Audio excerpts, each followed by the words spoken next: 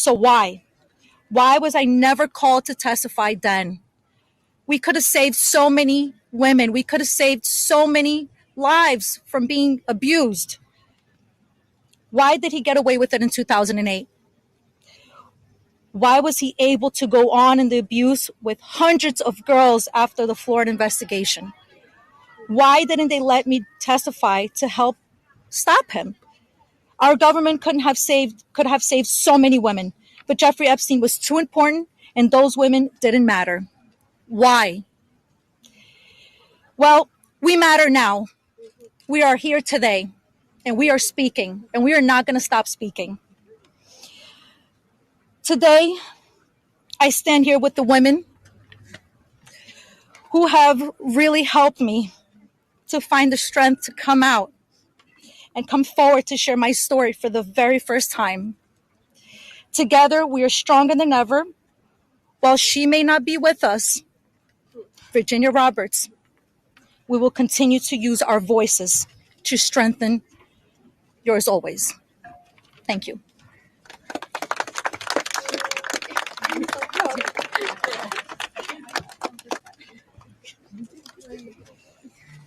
Hi, my name's Courtney Wild. I just wanted to take a second and just have a moment of silence for all the women survivors that aren't here with us today, that passed away due to anxiety, depression, trying to keep up with this case. A moment of silence, please.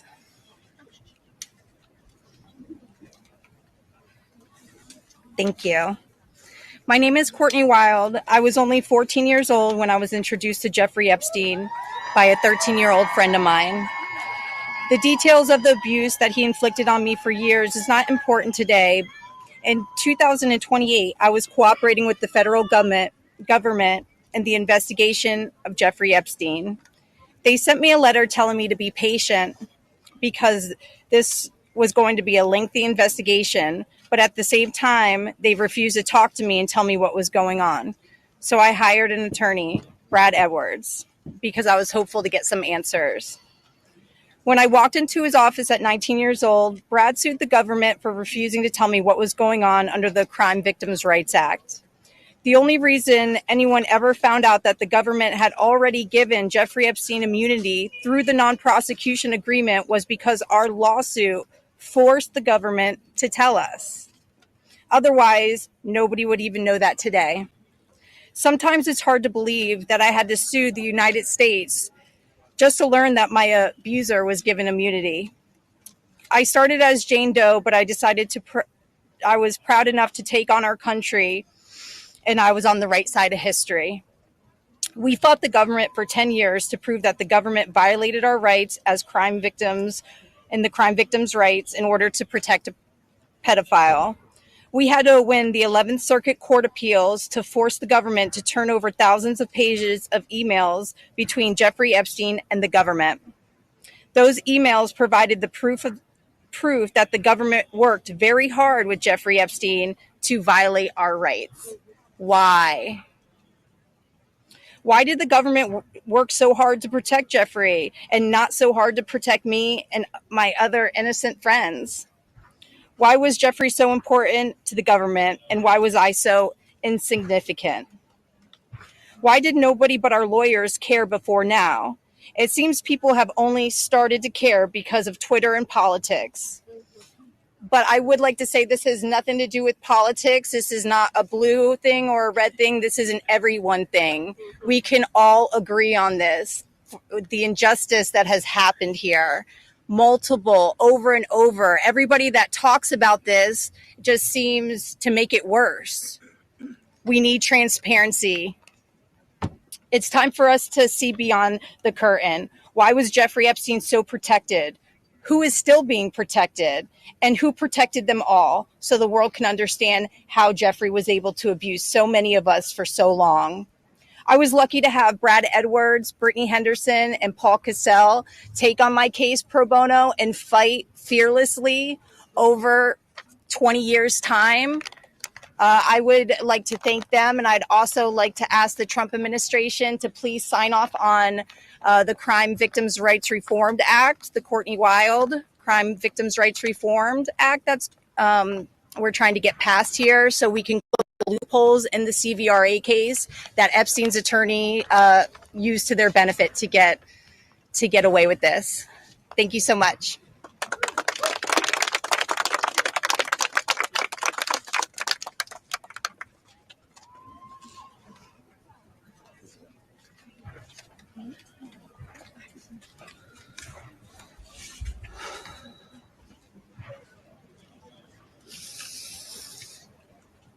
Good morning.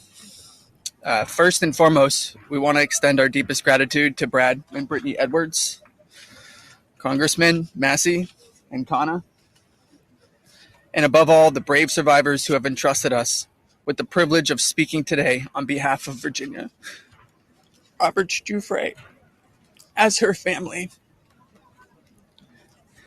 We are here today because we support H.Res.581, the Epstein Files Transparency Act, in its entirety. But as much as this bill is about shining a light on truth, it's not just about the bill. This is about justice. This is about survivors. This is about justice against the rich and powerful who have stolen something from these women and many children at the time, their freedom. The freedom to live their life without mental and physical scars that have been inflicted upon them by those who thought they were untouchable. The same freedom that these monsters took from these survivors, they should never be afforded. They should never be allowed to continue their lives with impunity. Let's be clear. This is not a political issue. This is not about left or right. This is about humanity. This is about doing what's right. And this is about ensuring that the future we leave behind isn't one where the powerful can hide behind their wealth, their influence, and their money to evade justice. Our plea to you, whether you're a dad, a mom, a brother, or a sister, look your young ones in the face. Look them in the eye and tell them you didn't stand against the very people who raped, molested, and preyed upon children and young women. Tell them you were willing to negotiate a deal. Money should never be what makes something right or wrong. If you vote no, your stance will be clear. You will be choosing to stand on the side of the rich and powerful, allowing money to buy your way out of the consequence. But here's my one ask. Look these survivors in the eye and tell them why. Then look the people of the United States in the eye and tell them why. And then, when you're alone, look yourself in the mirror and ask yourself why. Virginia said it best, and I quote, "I have physical and mental scars that will never heal. I have memories that will never go away. They say time can heal, but this won't. Not until the justice system makes an example out of these people with so-called privileges. I just call it money. The only time I can begin to heal is when their freedom is taken from them, just like they did to me and literally thousands of other victims. The survivors of this horrific abuse are watching. The American people are watching. And history is watching. Which side will you be on?" Thank you.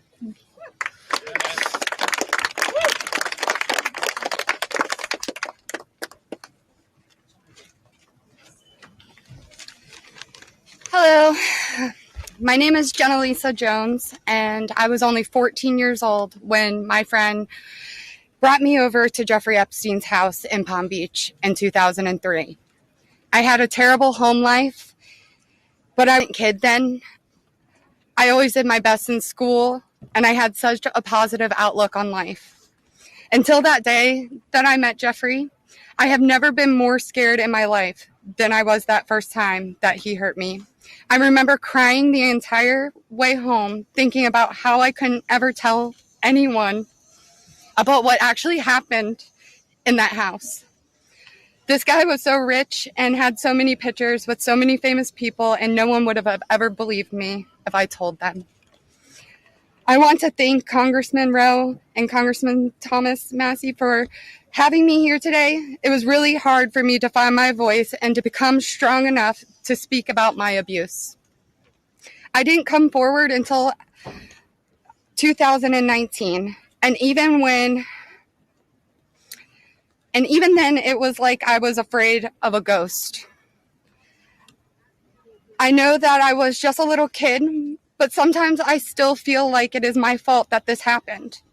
Being given the opportunity to speak at the United States Capitol building about something that is so important, not just to me and the women before you, but to the entire country.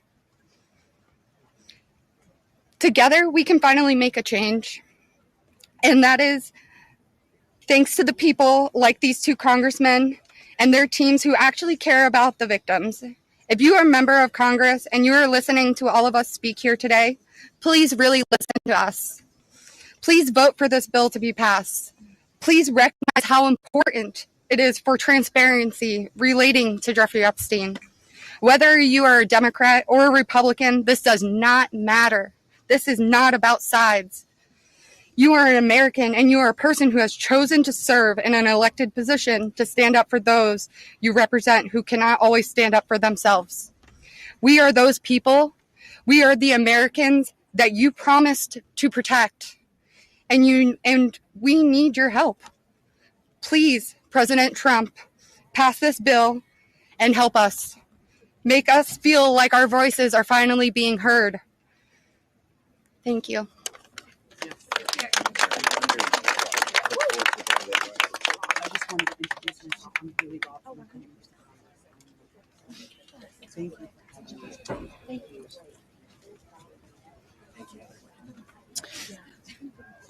Good afternoon. My name is Haley Robson. I was a 16-year-old high school student athlete who made good grades and had high aspirations for college when I was recruited and asked by a classmate of mine alongside with a 20-year-old male if I wanted to give an old rich guy a massage. But what high school girl would not want to do that? That day changed my life forever. And when I got into the massage room, Jeffrey Epstein undressed and asked me to do things to him.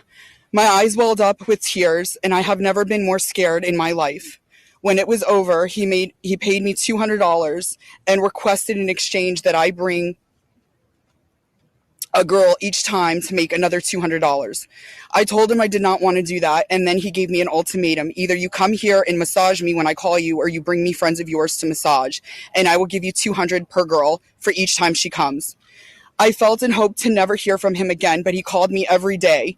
He was so wealthy and powerful, and he would not let me go. I felt I had no choice. If I disobeyed him, I knew something bad would happen. So knowing I did not want to be sexually abused, I started to bring him other girls from my high school, and he paid me $200 for bringing them. I just hoped each time it would be the last time. One day, the stepmom of one of the girls brought him and called the police on Jeffrey Epstein. The police then called me in for questioning. I had told them the truth despite the fact that I was a teenager and a minor, and I was able to tell the police the names of all the other victims. The police treated me like a criminal.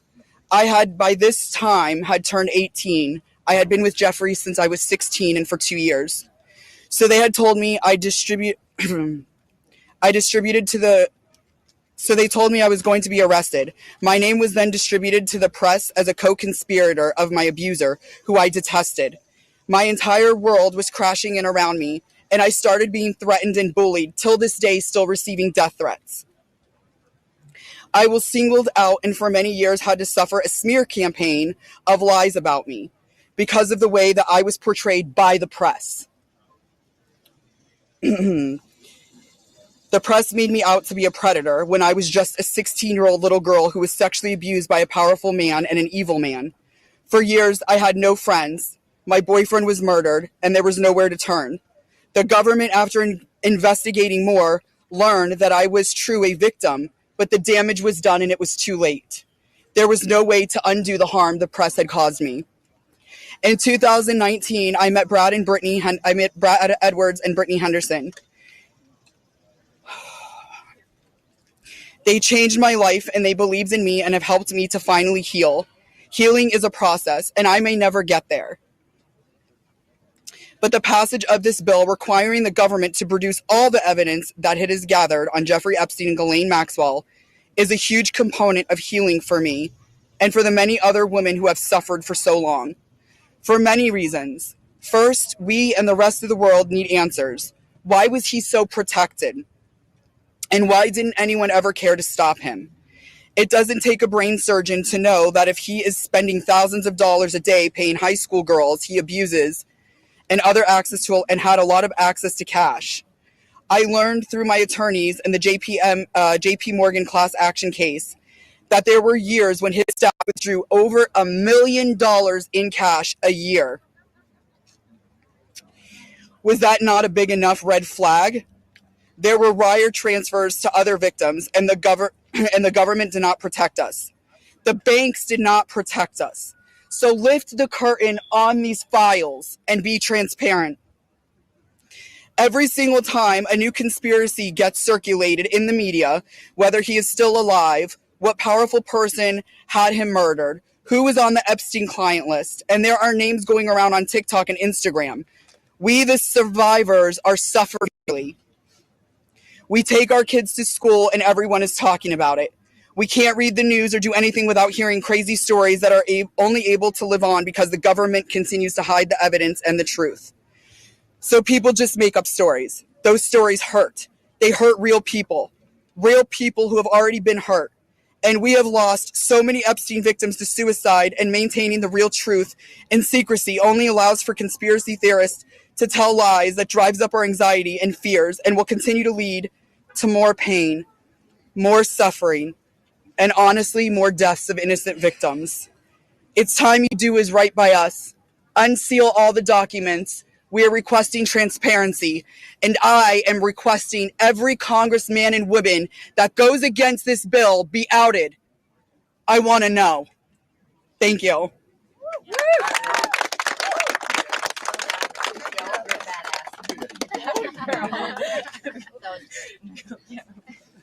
Tear into the press and tear into Congress.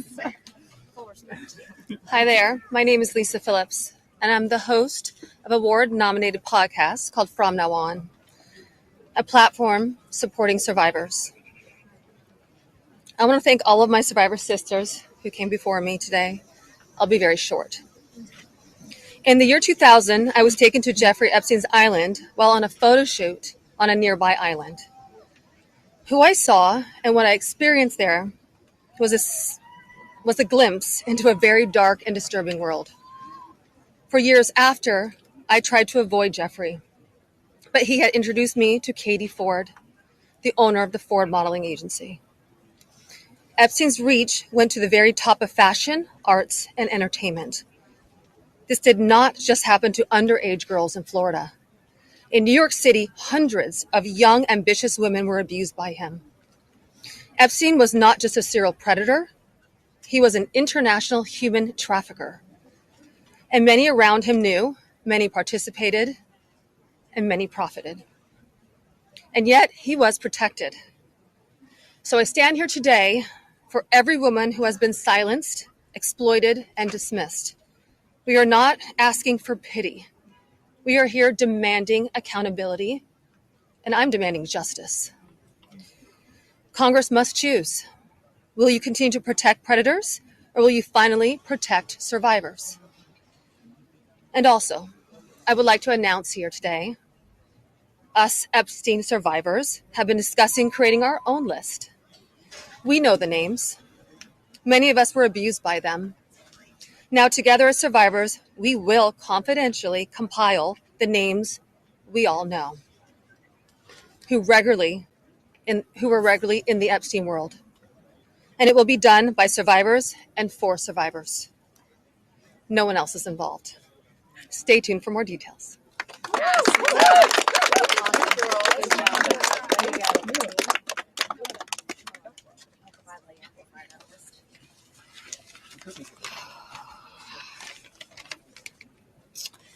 Hello, my name is Shante Davies, and I'm here before you today as a survivor of decades of pain, trauma, and betrayal at the hands of Ghislaine Maxwell and Jeffrey Epstein, and the people who enabled them, and a government that for far too long refused to help. In 2002, I was living in California, a young woman with high aspirations of becoming an actress. I was already beginning to make a name for myself in the industry. A person I trusted, someone I thought was a friend, invited me to meet a powerful woman who could help advance my career. That woman happened to be Ghislaine Maxwell. I was asked to give her a massage, though I had almost no experience, and when I did, she praised me and promised introductions to someone enormously powerful, someone who could change the course of my life, and that man was Jeffrey Epstein. At first, I was an excited young woman on top of the world.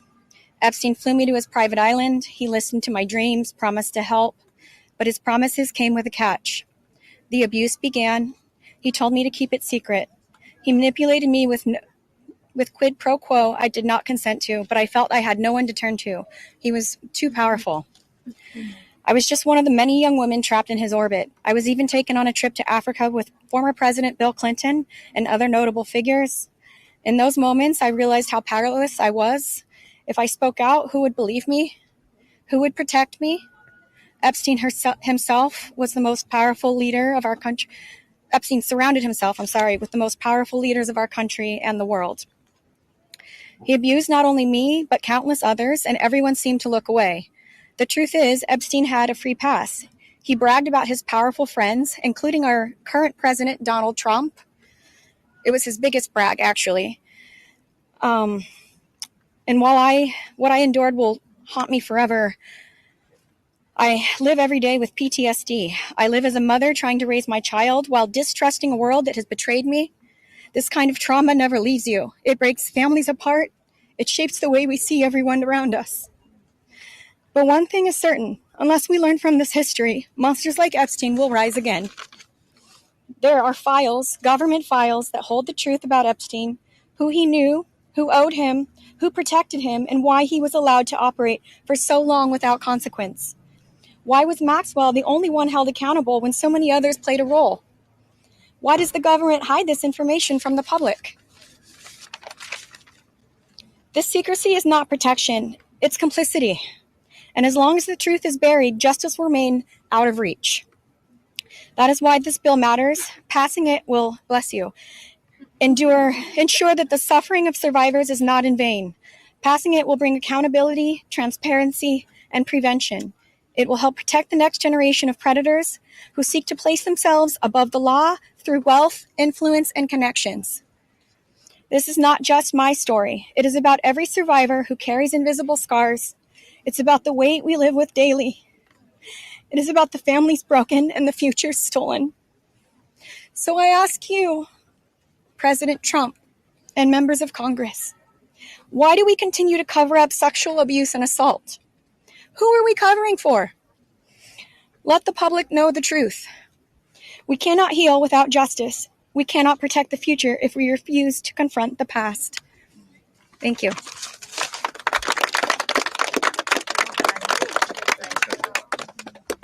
Let's just give a round of applause for all the courage and strength that the survivors have shown.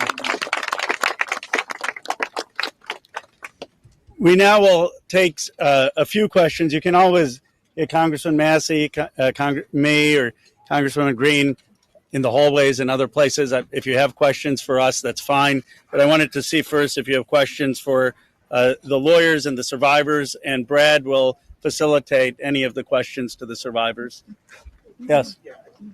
This question would be for the survivors, Mr. Edwards. The president has said that this Epstein issue is a hoax, is the words that he used. Can we get your reactions to what you think when you hear him say that?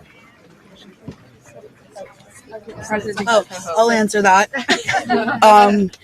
Mr. President Donald J. Trump, I am a registered Republican, not that that matters because this is not political. However, I cordially invite you to the Capitol to meet me in person so you can understand this is not a hoax. We are real human beings. This is real trauma. What does it feel like emotionally to hear that? Devastating. It's being gutted from the inside out. Not that I would know what that feels like, but I imagine it's the anxiety buildup with the depression and the survival mode, and then your nervous system goes limp and ironically is shot. And it feels like you just want to explode inside because nobody, again, is understanding that this is a real situation. These women are real. We're here in person. To say that it's a hoax is just not, please humanize us. I would like Donald J. Trump and every person in America and around the world to humanize us, to see us for who we are and to hear us for what we have to say. There is no hoax. The abuse was real. Now, what goes on behind closed doors, I can't speak for that. What happens around the world politically, I cannot speak for that. But I am here with all of these women, including our attorneys, and I would be more than happy to meet with him, and I will meet him halfway. Mr. Edwards, I wonder if any of the victims could respond to the news from recently about Ghislaine Maxwell being transferred to a lower security prison. Who wants that one? You want that one? About her transfer to I'm happy to speak to that. We were horrified to learn that she had been transferred to a prison camp.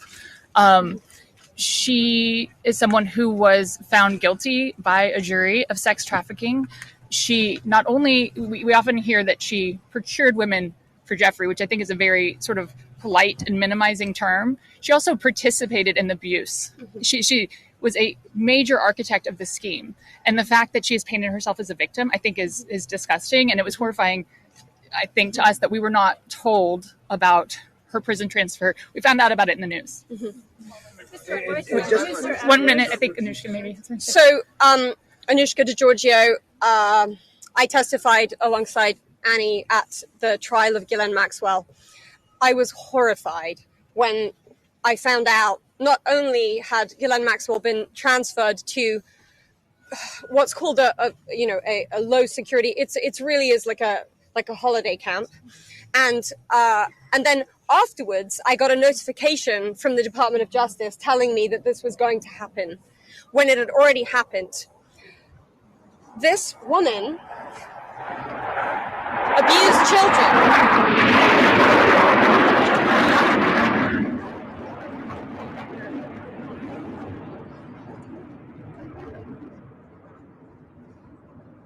I was abused by Jeffrey Epstein and Ghislaine Maxwell for over 10 years. Ghislaine Maxwell was present for some of my abuse at the hand of Jeffrey Epstein. She was present, she was complicit, she was enabling, and it is appalling and disgusting. And it's one of my worst nightmares that she not only be transferred, but at the possibility that's very much going around that she might be pardoned. This is not okay, guys. This is not okay. And I just want to add that I think it sends a very dangerous message to our country, to the young people in our country, that someone that we all know is aware of these crimes could be given a pass. And just for the last survivor who just spoke, the last survivor who just spoke, she said that Epstein would brag about her relationship with Donald Trump. Could she please elaborate about that? And anybody Shante, get to the microphones. Get close. Yeah, I did say that.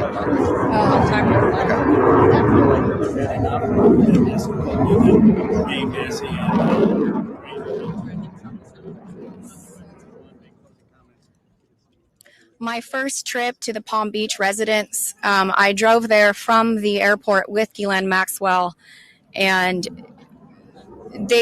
Jeffrey and Ghislaine were always very boastful about their friends, their famous or powerful friends, and his biggest brag forever was that he was very good friends with Donald Trump. He had an 8x10 framed picture of him on his desk with the two of them. Like, they were very close. Go ahead. On this client list that your survivors are... Excuse me. One second. For this client list that you ladies are putting together, you said it would be confidential, but will the public... Could you clarify? Will the public get to see that list? So, Lisa, what's your envision here? Is it going to go to the public or just amongst the survivors? No, we're reaching out to survivors that are scared. So come on up. We're reaching out to survivors that are scared to come forward and that also know who they were trafficked to. So that's the list that we're compiling. We're not quite sure, how we're going to release that, or even if we're going to. The Department of Justice needs to release the list. Right, because for folks at home, they might be confused. The survivors know the names. You've seen these powerful people. Why can't you say the names? Could you just explain for folks? Why do we have to say the names when the government knows the names?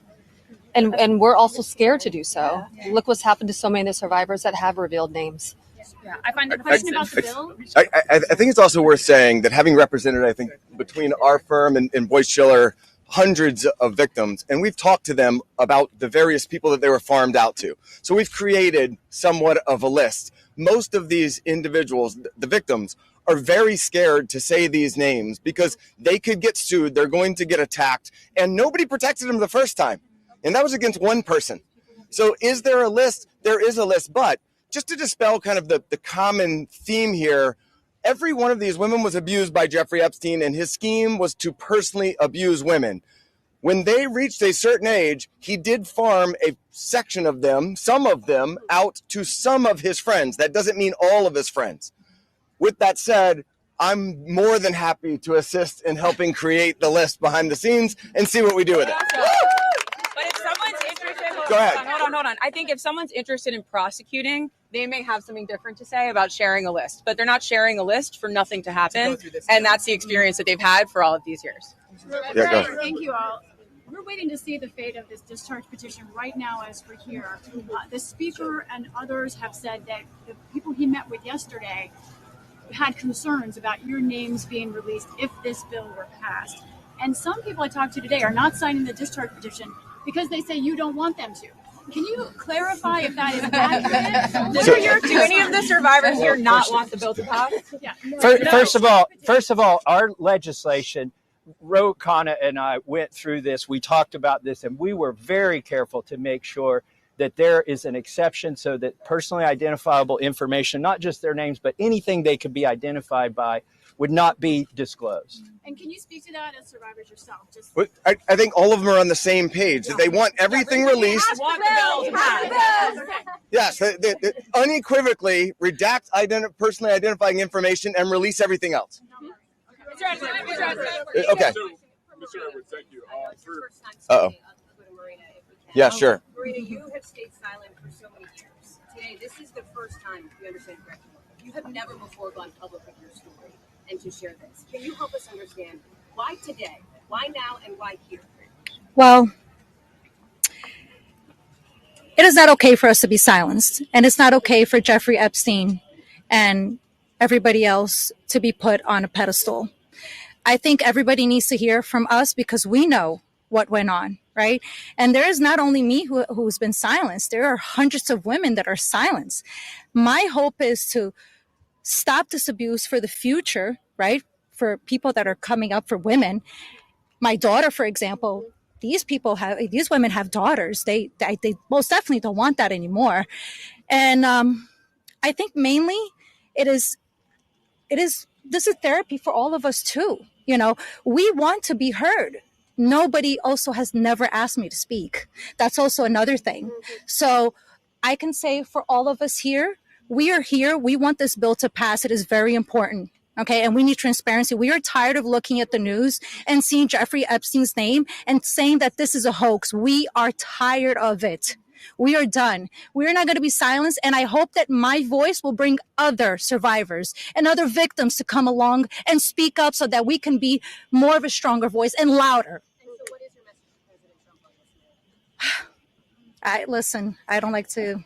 I don't want to send a direct message to him. I'm already scared enough. Yeah. Just pass the vote. Listen to us. This is not a hoax. It's not going to go away. And like I said on my speech earlier, we're not going to be silenced anymore. We will be speaking moving forward wherever we need to be. We will be, and we need to pass this. Go ahead. Thank you, sir. Jordan Conrad, Gateway Pundit.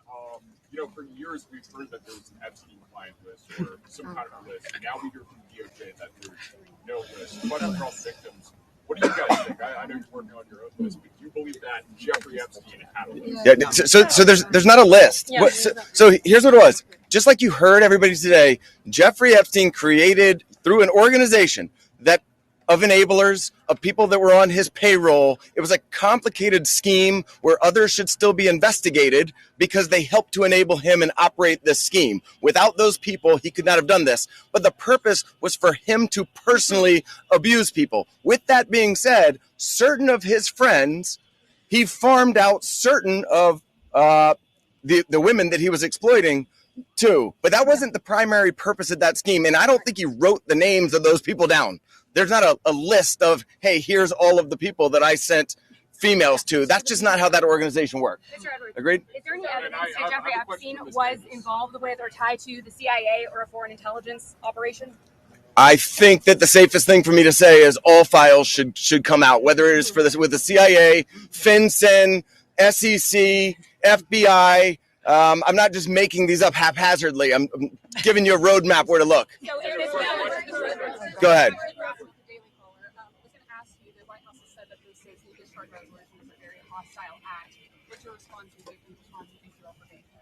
I'll go first and then I'll let them. They're much more important than me, but I don't understand why it's a hostile act. I can tell you that I talked to President Trump back in 2009, and several times after that, he didn't think that it was a hoax then. In fact, he helped me. He got on the phone. He told me things that were helping our investigation. Now, our investigation wasn't looking into him, but he was helping us then. He didn't treat this as a hoax. So at this point in time, I would hope that he would revert back to what he was saying to get elected, which is, I want transparency. This about face that occurred, none of us understand it. In fact, I don't understand how this is an issue that's even up for debate. How do you not stand behind these women after you've heard their stories and know that hundreds of them were abused, and it was only because files are being kept in secrecy? The world should know who he is, who protected him, and the other people that are out there to be investigated need to be investigated. Sir, Go ahead.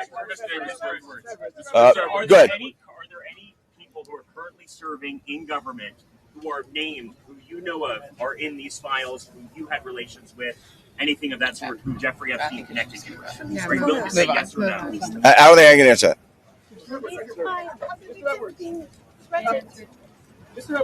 Sorry.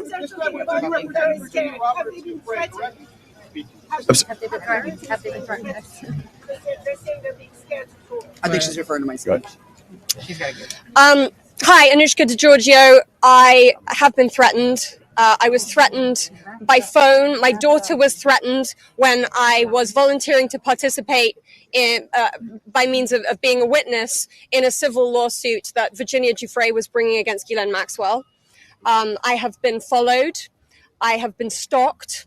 I have been followed not only by journalists, but by people who do not get out of the car and do not try and talk to me and just drive behind me as I drive my daughter to school. So the fear is very real for us. I have also been in multiple situations with both Jeffrey Epstein and Ghislaine Maxwell, where they have been direct and indirect about implying and saying that if I was to talk, if I was to bring any kind of trouble, then there would be severe consequence, including death. Just to add to that, Maxwell also threatened my sister Maria Farmer. When the FBI did nothing about her initial report, we did. She reported individually at that time, and then in 2002, we spoke to a reporter at Vanity Fair, telling our stories, fearful that perhaps other people were being harmed. We were not.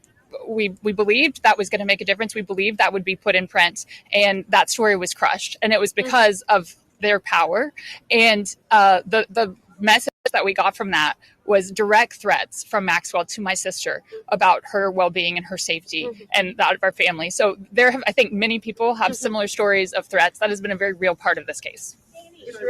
Go ahead, over here. Do any of today's survivors speaking, did anybody here ever have any connection or interaction with Epstein's alleged financier, Leslie Wexner? No. Nope. Do you want to address Well, that? I just want to say it's one thing that's very clear. When people say, please share names, there are names that are very well known, like that of Les Wexner, who everyone knows supplied an enormous amount of Epstein's financial wealth and allowed this operation to happen. So it's, I think, confusing to many of us why there have not been more ramifications for him, and he's been seen as a victim when clearly I believe there's more to it. Yep. Yeah, so you represented Virginia Roberts for many years. She eventually had to recant the allegations that she made against Alan Dershowitz. She alleged that. We're not talking. All right, next question. Next question. Thank you. Who's next? Why is it that she should be? Yeah, no, we're not answering your question. Anybody else? Go ahead. How did the victims feel about the interview that was given to Ghislaine Maxwell? There's a woman trying to say something. That's better. Okay, ma'am, I think that you had a question. talked in the past on MSNBC. Stop signing. You talked in the past on MSNBC about the existence of the Epstein Tuesday book. Have you yourself in the most litigation seen it? I don't know that we're able to reveal what we've seen and what we have not seen by way of protective order. But my point being in that circumstance was, if anybody wants answers, there's an easy place to get it. I told you where to get it. I said the estate of Jeffrey Epstein has it. Serve a subpoena on them. They'll turn it over. And if we had served a subpoena on them in the past, they would have turned it over and we would have seen it, which I don't usually miss subpoenas like that. So there we go. Go ahead. Let me just say one thing on there. You know, to your question about the allegations, there's a simple answer. Release the files. Let the American public decide. Instead of harassing, I gave you your say. Look. You're hired by Dershowitz. You know,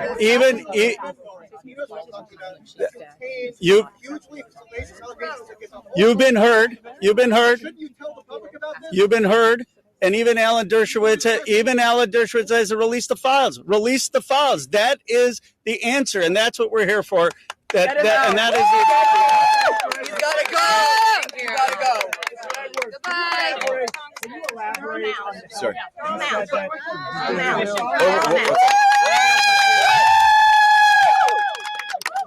Yeah. You said that Donald Trump gave you help in 2009. Can you elaborate on your interactions with Donald Trump back in 2009? And for any of the victims, they didn't ever see the president, well then not the president yet, but they never ever see Trump with Epstein in any way. I don't know who's. I don't think that we can answer that question. Did anybody see Trump with Epstein back then? This is really not a political thing. We want the passage of the bill, and this is not to call out President Trump.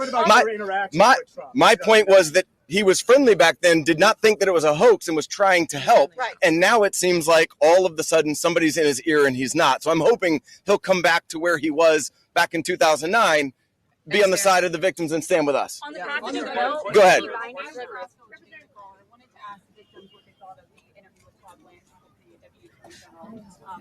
Did you answer that? Do you want to answer it? Teresa will step up. I would, Teresa J. Home. Happy to speak on that because what I will say is she got this airtime and platform. Her voice was elevated way before our voices were elevated here today. And that same calm, manipulative voice that she had so polite there that day with Todd Blanche was the same polite, coercive, manipulative voice that I heard as she was grooming me to then send me off to the home of Jeffrey Epstein where he would assault me.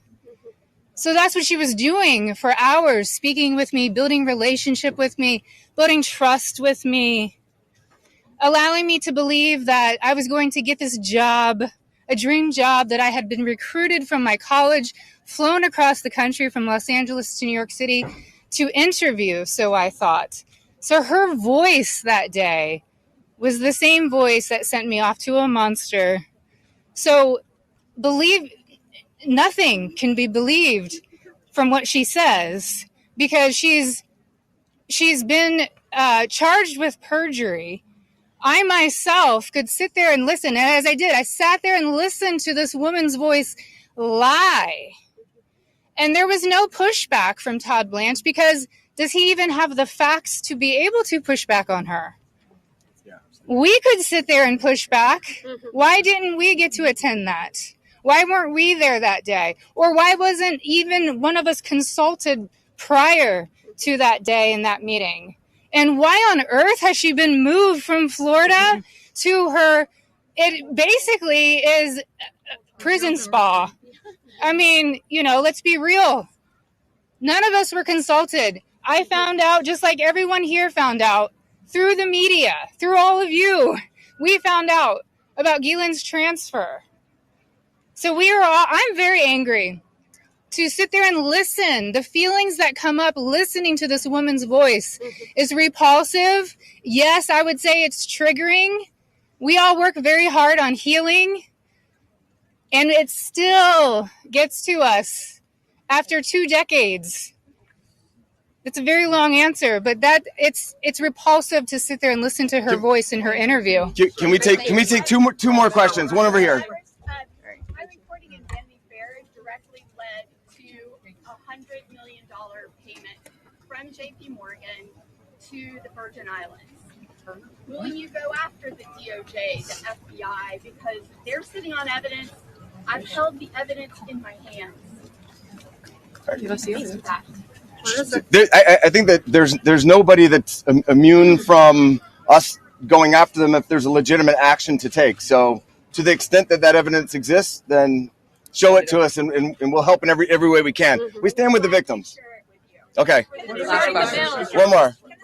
Speaking of being threatened and being afraid to come forward with a story to the case of Katie Johnson, who alleged that Donald Trump and Jeffrey Epstein. I don't think we can talk about. That case. I do think it's worth saying, though, despite the comments that he made, Virginia Roberts Giuffre is an American hero. Yeah. She is somebody without whom we would not be able to have this voice. She was the one who had courage to name names, speak out against people, and she was standing up against everybody at one time with an enormous amount of pressure. And most of these women are here because of Virginia Roberts Giuffre. So. All right, last one.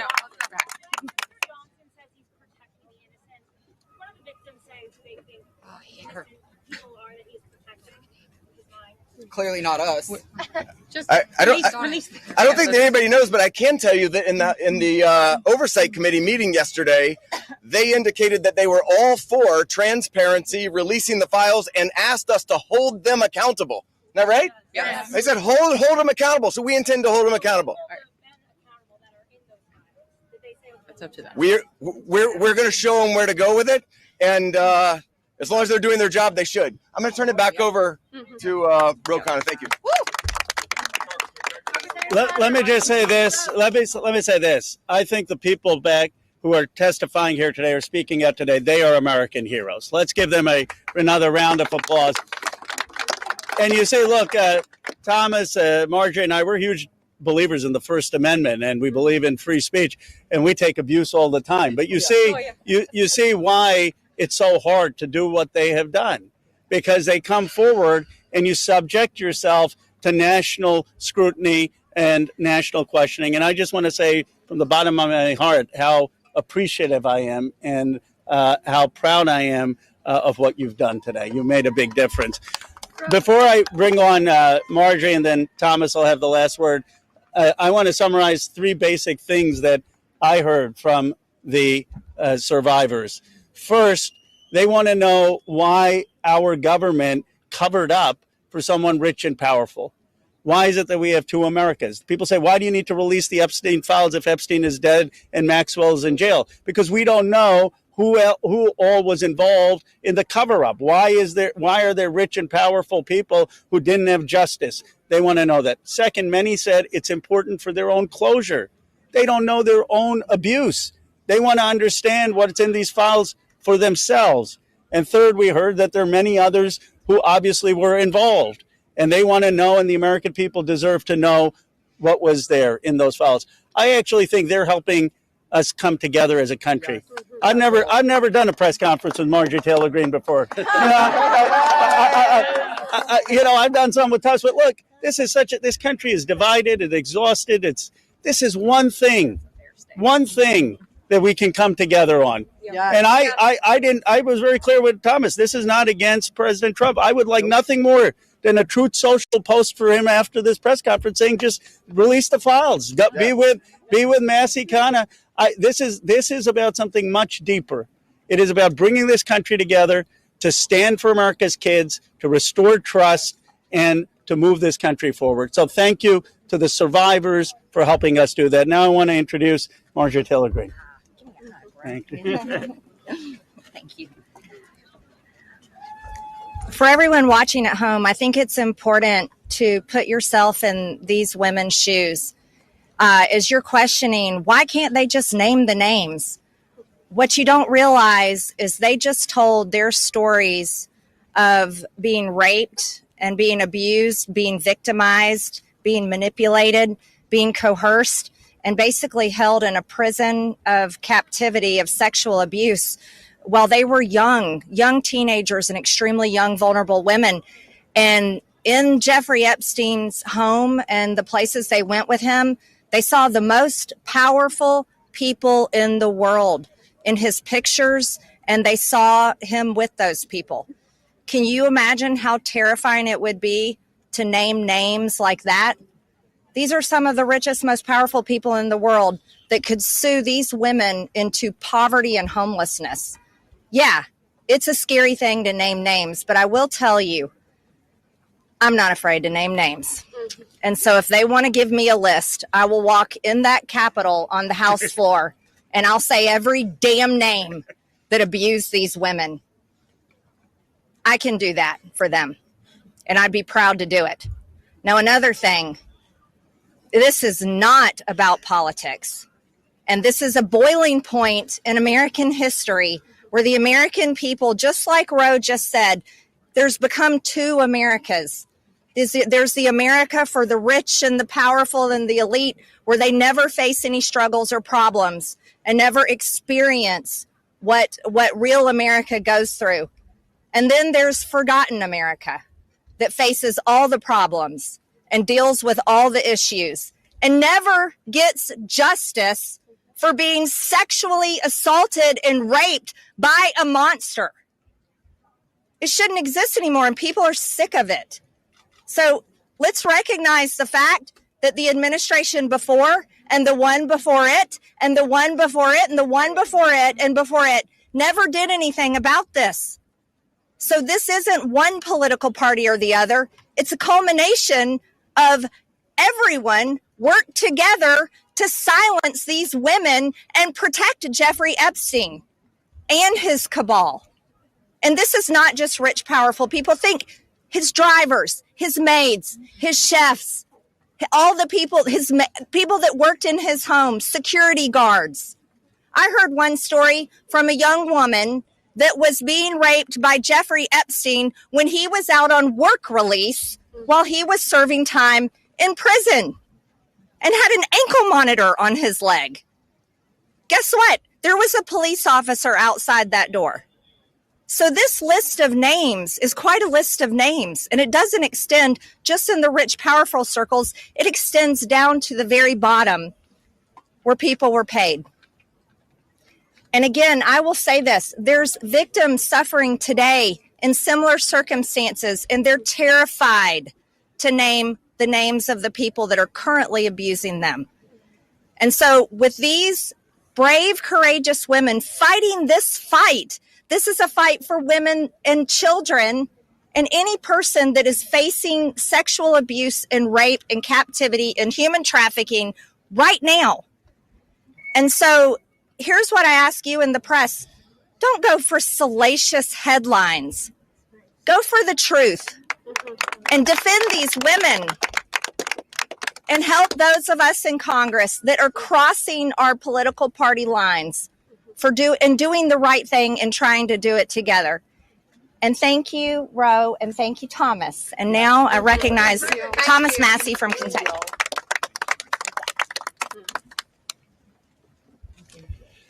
Well, there's three branches of government, and we're supposed to keep each other accountable. And that's what we're doing here today in the People's House. We're standing in front of the People's House with real people, not a hoax. And they've told their story. We wanted to give them a platform to speak, and they've had it. They stepped up, and they were brave. But I also today hope that they would persuade my colleagues to join this effort. But I found out something today that happened that I wasn't expecting. They persuaded me to fight even harder. I'm not going to give up. And I want to end with this call to action. First, a call to action to my colleagues who just an hour before this press conference were prepared. They were given a fig leaf. We'll put a resolution on the floor so that you can say that you voted to protect the survivors. The resolution doesn't really do anything. And that's the oldest trick in the swamp. When you want to kill the momentum, when you want to kill initiatives, you introduce a placebo, a different bill that does nothing.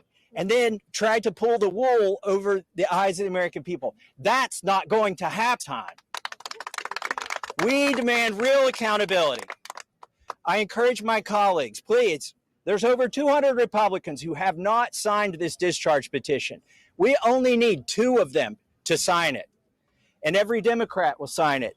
And that will get us the number we need to force this vote, to pass a law, not a polite request to the DOJ to police themselves. No, we need legally binding legislation to force that to happen. And my main call to action is to the people watching these live feeds that are going through these cameras right now. Congressmen, listen to you. Light up their phones. Burn down the phone lines here in Washington, D.C. Ask them the questions that these survivors wanted you to ask them. Why won't you be for transparency? Don't accept their answer that the bill has a flaw or that the survivors don't want it. We know that's not true. They wouldn't be fighting it so hard in this town if it wasn't the real bill. So with that, please call your congressman. Tell him or her to get on this bill and to stand up for these survivors. Thank you and God bless. That's the end.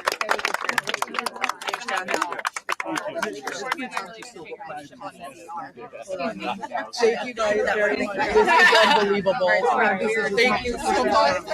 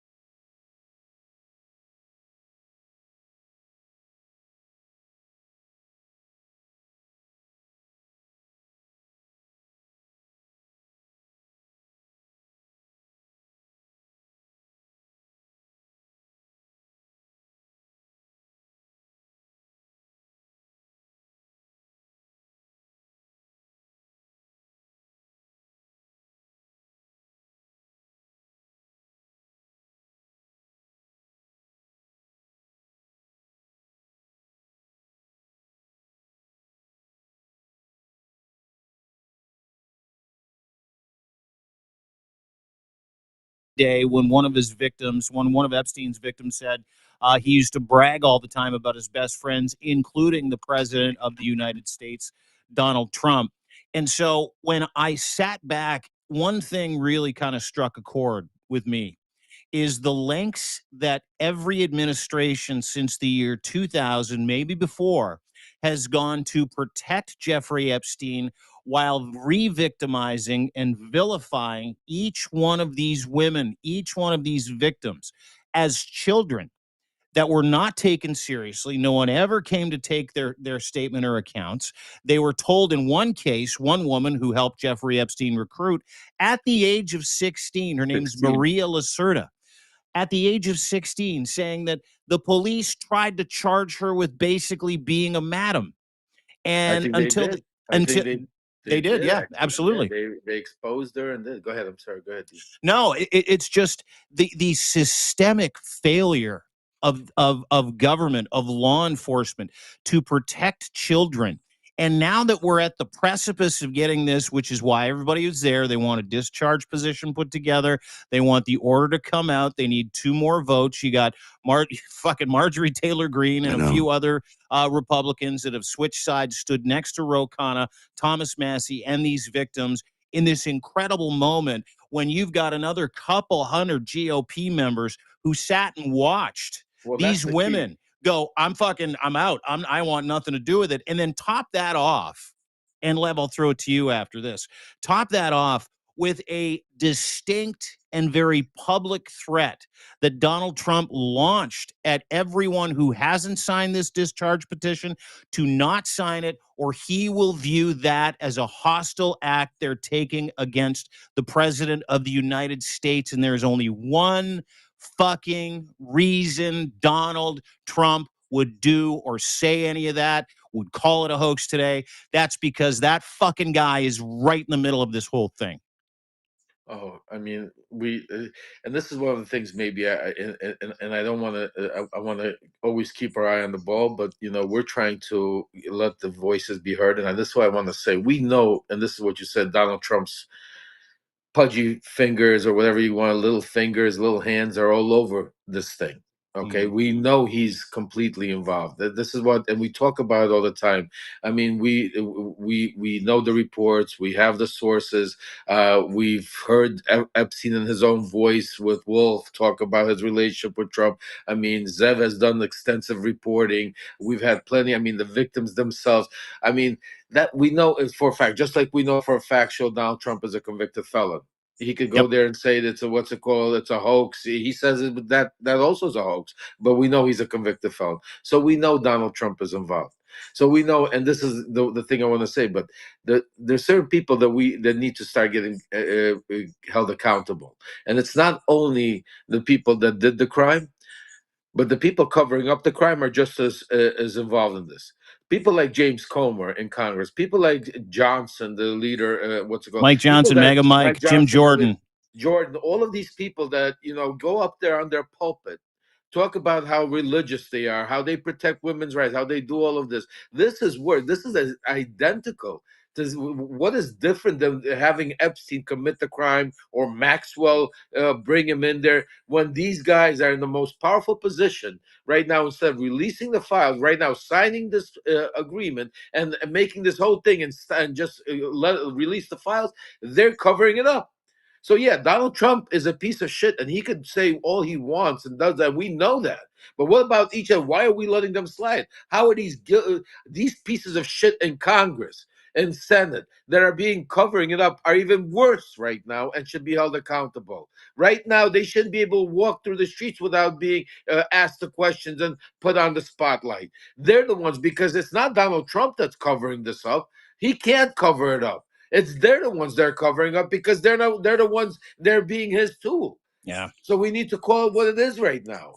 This is such a big operation, Great right? point. This is an operation that was done on America and done on the GOP and done on Donald Trump as well, even though he's, clearly participated in these horrific things that he's done over the years.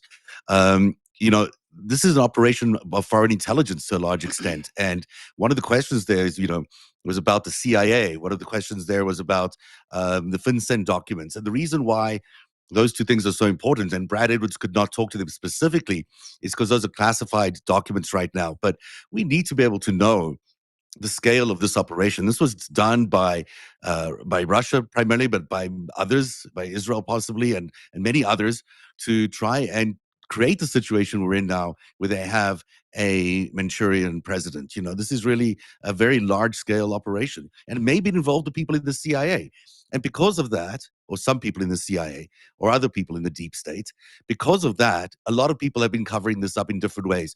Maybe they didn't know the full story. Maybe they only knew some of the stuff, and they're covering up just to protect some of it.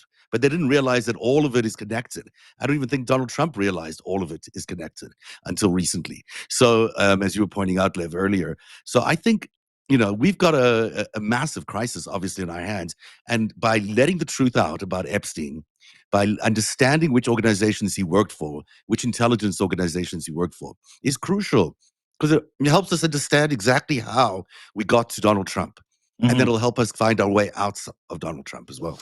Well, and let's recap that portion of this, is that Donald Trump delivered 33,000 pages of pure unadulterated bullshit that's already in the public square as part of the House Oversight Committee's decision, 8-2 decision to get these. James Comer, to your point, we'll get to him in just a second. And today he was waxing, and this is really fucking insulting to every single woman that was standing there, insulting to victims of sexual abuse, insulting to any human being who has ever had their innocence stolen from them via rape or sexual assault. Donald Trump literally sat there, and I want your take on this today, after we watched all that, including Maria Lacerda, minor victim number 1. She was recruited at 14, including Virginia Giuffre's brother. She was recruited at 16. Jalissa Lee, 14, all from shitty homes, recounted not just months or weeks of abuse, years of abuse, and being threatened to stick around and recruit other women for that abuse. And they all have the same fucking stories. There's a woman doing time in Bryant, Texas right now because of it, who got a sweetheart immunity deal. They're all fucking furious and livid about it. But let me just kind of drop this on everybody today. This Donald Trump literally said this in the Oval Office meeting with the Polish president. He said, I don't want to talk about this anymore.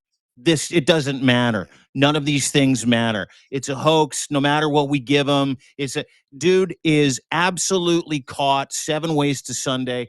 And Lev, he literally sat there as these women are pouring their hearts out after sitting on scars and cuts caused by abuse and pedophilia and rape. He's literally sitting in the Oval Office, smug as fuck, going, it's time to move on from that shit. No one cares about it anymore. He literally said that, Lev.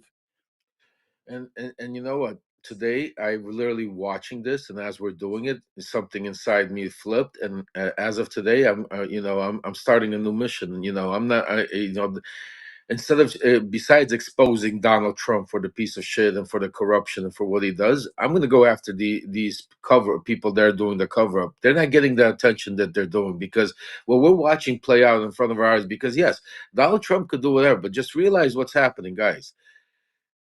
Donald Trump is not the one that's holding back the release of the paper. It's people like James Comer. It's like Johnson. It's like there's 4 or 5 people, but there's more than 4 or 5 people. There's several hundred people out there right now in the Congress and Senate, with the midterms coming up, with everything coming up. They're worse, and they need to be. Their face needs to be on the poster of the enablers of the criminals. How are they any different? How come the media? This is what needs to be reported. This is, I am sick to my stomach right now, guys, to watch, to really understand what we got going on. Because Donald Trump sits in the office. He's a disgusting slob that is disintegrating in front of our eyes. That his health is going down the tubes. He's being laughed at and is an embarrassing stock. Even can't even make it into the dictators club. They didn't even invite him out there. You got he's completely throwing the world into chaos. We know all of that, but he can't do that without the enablers. I keep saying it. It's these guys that are allowing him to do it. It's these same congressmen that put his loyalists like Pam Bondi and Kash Patel in there. This and there's one discharge thing. petition is very important for that, Lev. I mean, this thing Yeah, really is where to put your support behind. Because, yeah. Thomas Massey and introduced this thing to his credit. This is a Republican, and Ro Khanna, of course, the Democrat there, have put together this discharge petition, which should force a floor vote compelling the Justice Department to release this stuff. That vote is still going to happen. It just needs the support, and they believe they have the majority support. It would be a remarkable thing for this Congress to stand up to President Trump on anything. But on this thing, it would be remarkable. And if they do get that support, it's hard for me to see that they wouldn't release those files. They would have to do it.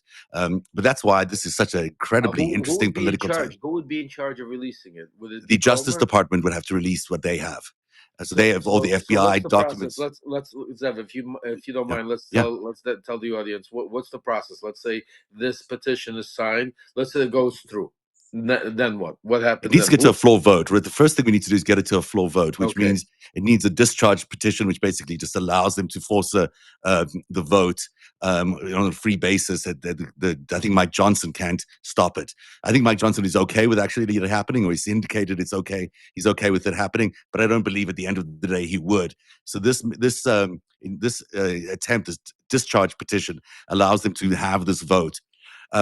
If they get that through, and it looks like they will be able to get that through, especially with all this publicity they're getting today, then the Justice Department will have to release it. I mean, Donald Trump can stop them, I guess. He's their boss, yes. but When you say they have to, like, what do you mean? What, like, how? they can't ignore a congressional order they have to release it. I mean, they can, but it would require him stepping in and creating a constitutional crisis that would be serious. Obviously, he's a cover-up of. I mean, is it more serious than taking American citizens off the street and throwing them in concentration camps and deporting them to El Salvador? I mean, is it more serious than putting the National Guard? I mean, do you even doubt? That's why I'm asking. He will you try. He will try. I mean, he will just do it. I mean, there's not try. He will just say, "This is." I will go on record right now and say before that if it gets to Donald Trump, he will just go on record say that enough. This is a hoax, and we're not going to deal with this. We have a great economy. Deal with what we're doing, and that's it. We're moving on. I'm not. Then it's for us to be responding to that in the way that we will, and the media will have to respond, and the people will have to respond by saying, we want this, and maybe this is the issue that forces people out in the street and says, we need these documents and these files. Because it speaks to everything. It speaks to the how he got there, his integrity, his everything. So it proves he's a liar. It proves he's a criminal. It's all these things that we've. Let me ask you this question, because this is getting interesting. Because let's say they defy. Let's say we have some Republicans that right now, because after watching Anna Paul Luna yesterday, somebody that I know is a hardcore Trump supporter, watching her come out of that conference and talk about not only mentioning that there's a lot of powerful people that need to be held accountable, talking about, I mean, after listening to, so she heard it, she came out, you got people out there already that are changing sides. So now you're going to have several, let's say, Republicans come out against Trump. Does that give us enough now to take away the gavel from Mike Lee? Johnson and Mike Johnson? And have and start enforcing, not maybe going after, but start going after like Pam Bondi or start Cash They Patel. can. They can impeach people. They can certainly change their speaker. I mean, there could be another Republican revolt. It would be unbelievable. I can't imagine it happening under the current circumstances, but it could happen. But they could definitely impeach these people. They can impeach everybody, including the president. He's impeachable, and if he's covering up, this is an obstruction of justice. Clearly, it's an obstruction of justice. It's criminal conspiracy to defraud the human beings in the United States of America. It is criminal conspiracy at the highest level. It is a cover-up. It is a criminal cover-up of a file that gets victims justice. And the only reason that man is covering it up is because, as we've pointed out, his pudgy little edema, rotting fingers are all over these files. And, I want to go back to something you said, Lev, Anna Paulina Luna. She walked out of that oversight committee meeting last night after listening to the victims. Nancy Mace, same thing. Walked out came out crying, bawling, hyperventilating, walking down the hallway, shaking her head. Stories about being trafficked to Saudi Arabia, Russia, Israel. That was repeated again today. But that Anna Paulina Luna comment that she made saying, I don't think anybody understands how far reaching and huge this is. And there are a lot of very powerful people that need to go to jail. That wasn't just a hedging of a bet, Lev, to your point. That was a full sale, like, oh my God, I am an evangelist for these women now. And this is so much worse than anybody in the United States or anybody in the world knows, that some very powerful people need to go to jail. I'd love your thoughts as to what she said. I mean, that's what, like, I mean, that's it. I mean, she said, I mean, this is a hardcore charge. She heard it. And the lawyer, just think about the lawyers for the victims. He's saying also, he goes, if you would know what we know, we're just under protective order. But the man is telling you, he goes, we've heard it. She's come out. She's a Trump supporter. This is not already a Democrat. This is not somebody, this is a hardcore Trump supporter coming out and say, if you hear what I just heard in there, people need to go down. So this is not a hoax. This is not, some kind of, to Donald Trump, it's a theatrical hoax because his whole life is about theatrics and how he could narrate the screen and how the narrative and the story. But this is far bigger than Donald Trump, and we know it. I mean, we're talking about thousands of people, thousands of kids. I mean, so can I just to like really buoy your point?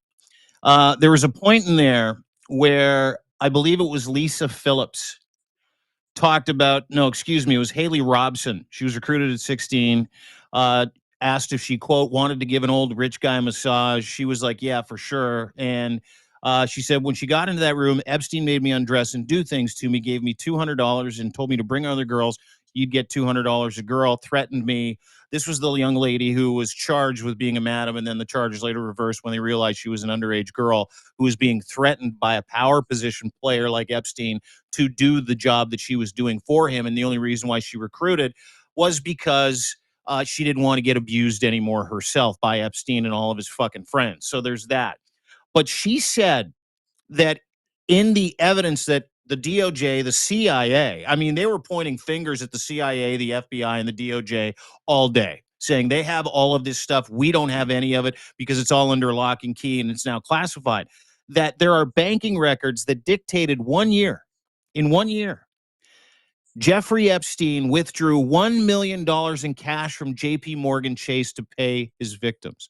I did the math. $200 a victim, that's 500,000 different incidents where women, young girls were abused. 500,000 sexual abuse incidents. 500,000. If her statement is correct and the DOJ, the CIA, and the FBI have that banking information, they're not giving it up, this is so much worse than I thought it was, just from some of the breadcrumbs that some of the victims were laying today, Lev. I mean, a lot of them got other. If I just to correct you there, it's not just the $200 a massage. It's a lot of funds that they were given, like education funding, trips around the world, salaries, all sorts buying for clothes. Money for clothes. So it's So cut it in half. But cut it in half. Then 100,000 incidents. But even if it's 1,000, or even if it's one girl, it doesn't matter if it's one victim or 100. But we know it's a massive amount. We know it's over. I mean, we're seeing victims standing. I mean, this is the sick, insane part. We're seeing, and this is, I think, what's really pissing me off more than anything is that how the president of the United States right now, that's supposed to be the leader for all the people, is right now literally, and his enablers, these and these monsters that are enabling him to do it, are literally basically saying you're liars to these victims, to these poor women out there that are sitting there that are not getting paid for this. They have nothing to gain from this. If anything, they're getting PTSD. They're reliving nightmares. Re-victimizing. When you're watching them stand there to talk about pleading to the public, saying, look, this is what I lived through when I was 14 years old. Yeah. You know what's re-victimizing them is those jets, flying those jets over the press conference to Fuck silence him. them Yeah, again. fuck him. Fuck It's him. so ridiculous. And then to go on TV with a dueling press conference at exactly the same time to say it's some sort of hoax. It's a Democratic hoax, Yeah, just dismissing yeah. it all. Is so traumatizing for these victims. I mean, they've already been silenced so many times. They've already been told that they couldn't tell the truth. And just one other thing about Nancy Mace, for the base, which is so in Trump's camp, what they're learning about Donald Trump is shattering to them. I mean, she has put so much effort into the Trump presidency. She believes all this MAGA nonsense fully. And so she is now seeing the evidence, the truth laid in front of her of what this guy really is and where he came from. Now imagine that multiplied across his entire base, how effective that's going to be if the truth comes out about the Epstein files. Does that any of that bother him, Lev? Like, does like obviously it bothers Oh, him. He's triggered right now. I mean, I wrote about it today, and I mean, from whatever sources that are still speaking and that are coming out and leaking. I mean, he's triggered with this whole thing. That's why I mean, you saw him yesterday, you saw him today. I mean, first of all, he's not well. He has a lot more other things. He's trying to. It's like he's throwing everything he can at the board right now to try to discredit, deflect. I mean, to the point. Just think about it, to the point that he sent a flyover at the same exact time and while these victims to basically silence their voice. Again, it's to silence their voice. How do they get women voters? How do they get women voters in the midterms or next time if this is how they treat women, is that they completely silence the victims of Well, abuse like this? well, as I've been saying, I mean, he's not planning on, he's trying to rig and steal the elections. He doesn't care. I mean, the women vote, between what he's doing with immigration, the big ugly bill, the tariffs, the economy. I mean, there's not. I mean, what positive thing there's not. I don't know one positive thing that he has done.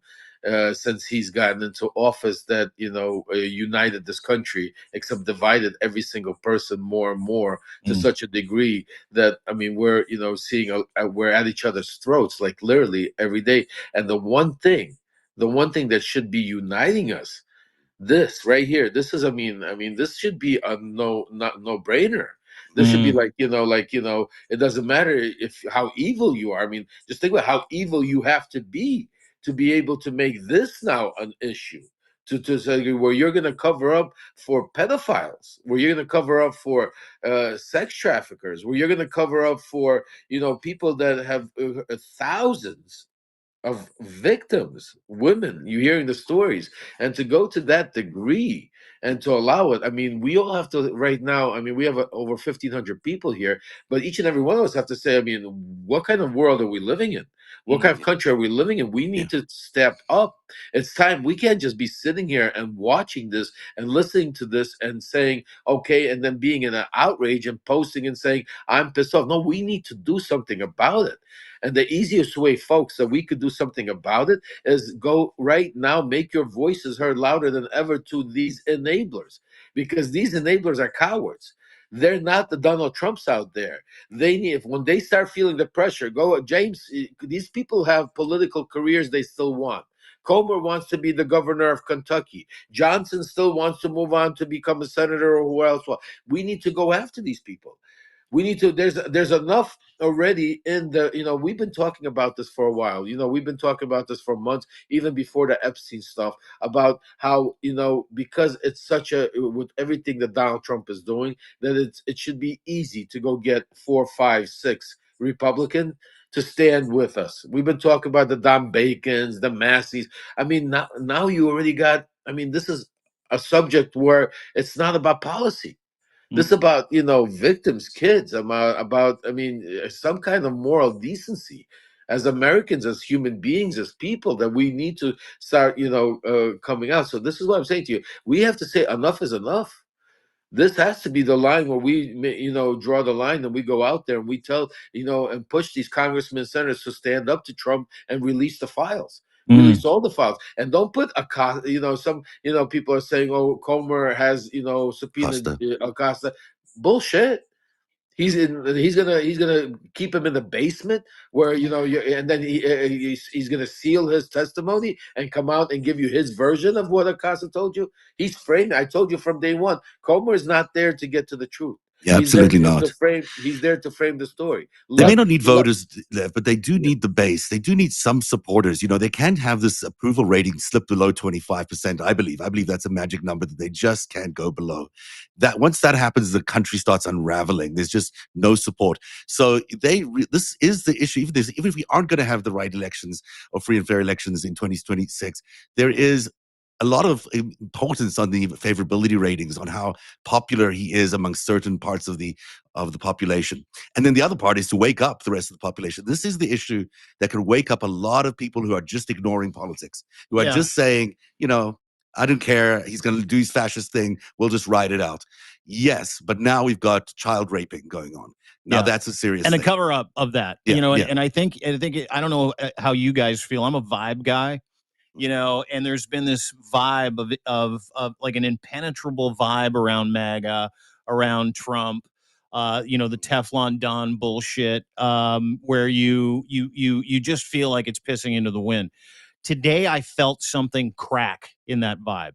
Today, watching those women and then watching his unbelievably, sarcastic, mean, evil comments about this is a hoax. It's a Democratic hoax. It's no big deal. It's time to move on. They'll always want more stuff. It's over. Forget it. We don't need to talk about Epstein or the victims anymore, which is effectively, and I'm super paraphrasing, but that's effectively what he said in the Oval Office as these women are pouring their fucking hearts out.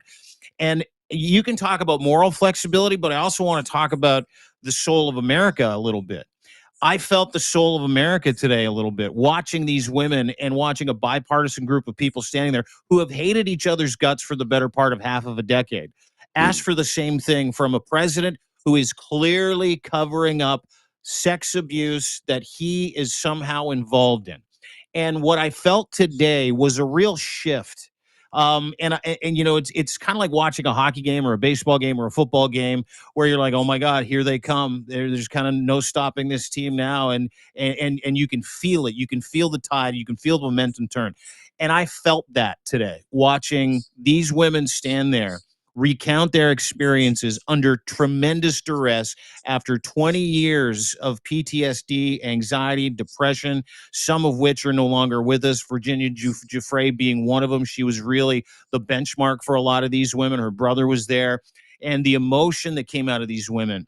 And for the very first time, I think, in the past 10, 12 years, and Lev, maybe you can kind of give me your thoughts or your feelings on this, I felt like Donald Trump might be vulnerable.